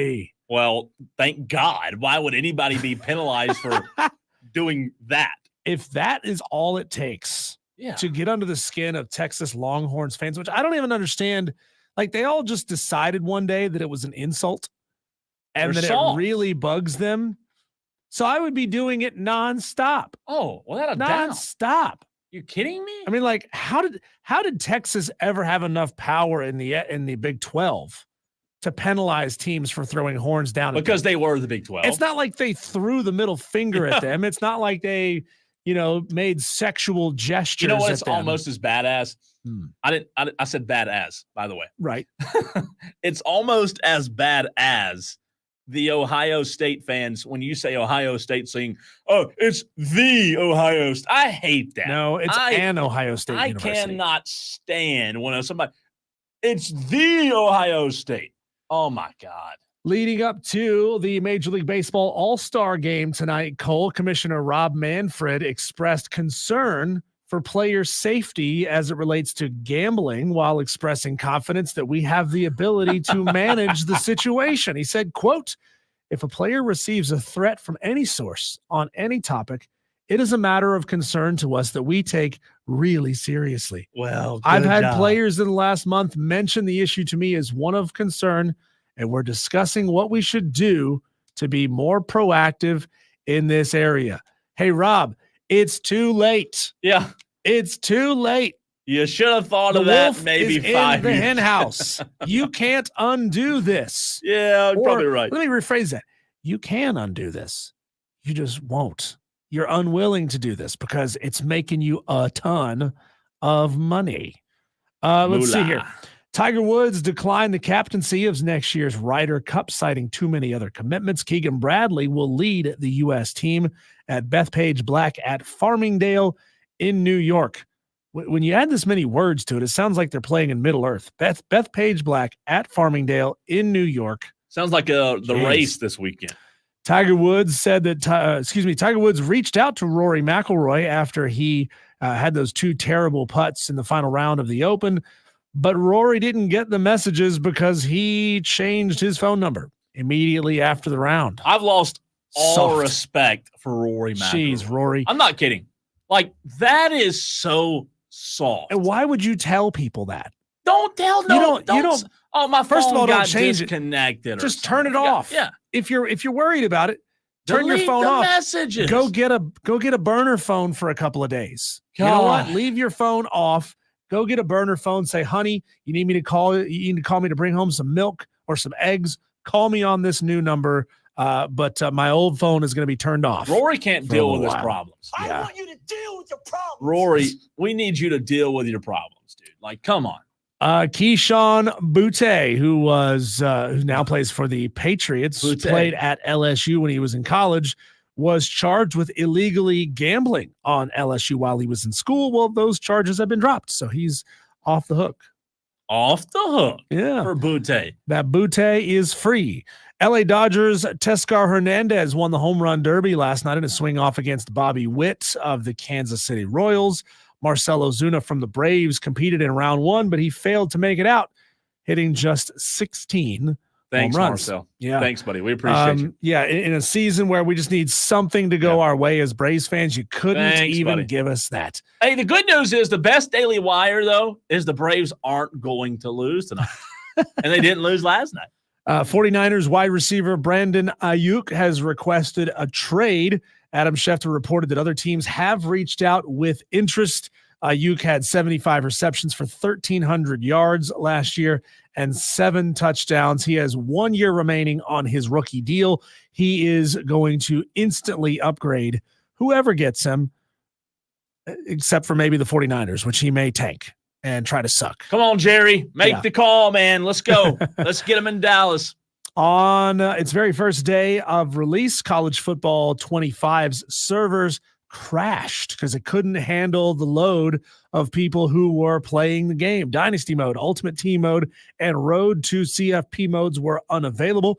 It was reported on Twitter at one point that up to 620,000 people were playing the game immediately. EA Sports, man, they're catching a lot of heat for their servers not being up to snuff to be able to handle this many people. And it's not the fact that this many people were on the game. It's the fact that you had years to get this ready. And EA already has big online games, right? How do you let these servers crash on the most important day? Come on. You let the servers crash. Come on. Yeah, you hear stories, Cole. I love stories of tech fails. Like I'm in a YouTube algorithm rabbit hole of tech fails, an account that I follow. They go talk about all of these huge product launches that just fell flat on their faces because, well, they just didn't work. Yeah. They didn't do what they were supposed to do. And they fail. I mean, good thing about College Football 25 is people love it and they're going to log in to play the game no matter what. Even if there are bugs, they're going to deal with it for a while until they get it right. But I mean, it's a lot of embarrassment and egg on your face when you've had this much time to get it right and you can't get it right. And there's team logos that are wrong. We had a texter, a message on the stream say that the terrible towels at South Carolina games, Hayden said that the towels are black, not white. They're not supposed to be black. They're supposed to be white. It's Sandstorm, not Tar Pit or whatever you might call it. I mean, get it right, guys. You've had a long time. Get it right. That's all we want. That's all we want. We want you to join us tomorrow. We'll be live at Ingles in Easley. If you can't come out to the store, make sure you TOLO. That means turn it on, leave it on, 3 to 7 p.m. right here on the Fan Upstate. Tyler.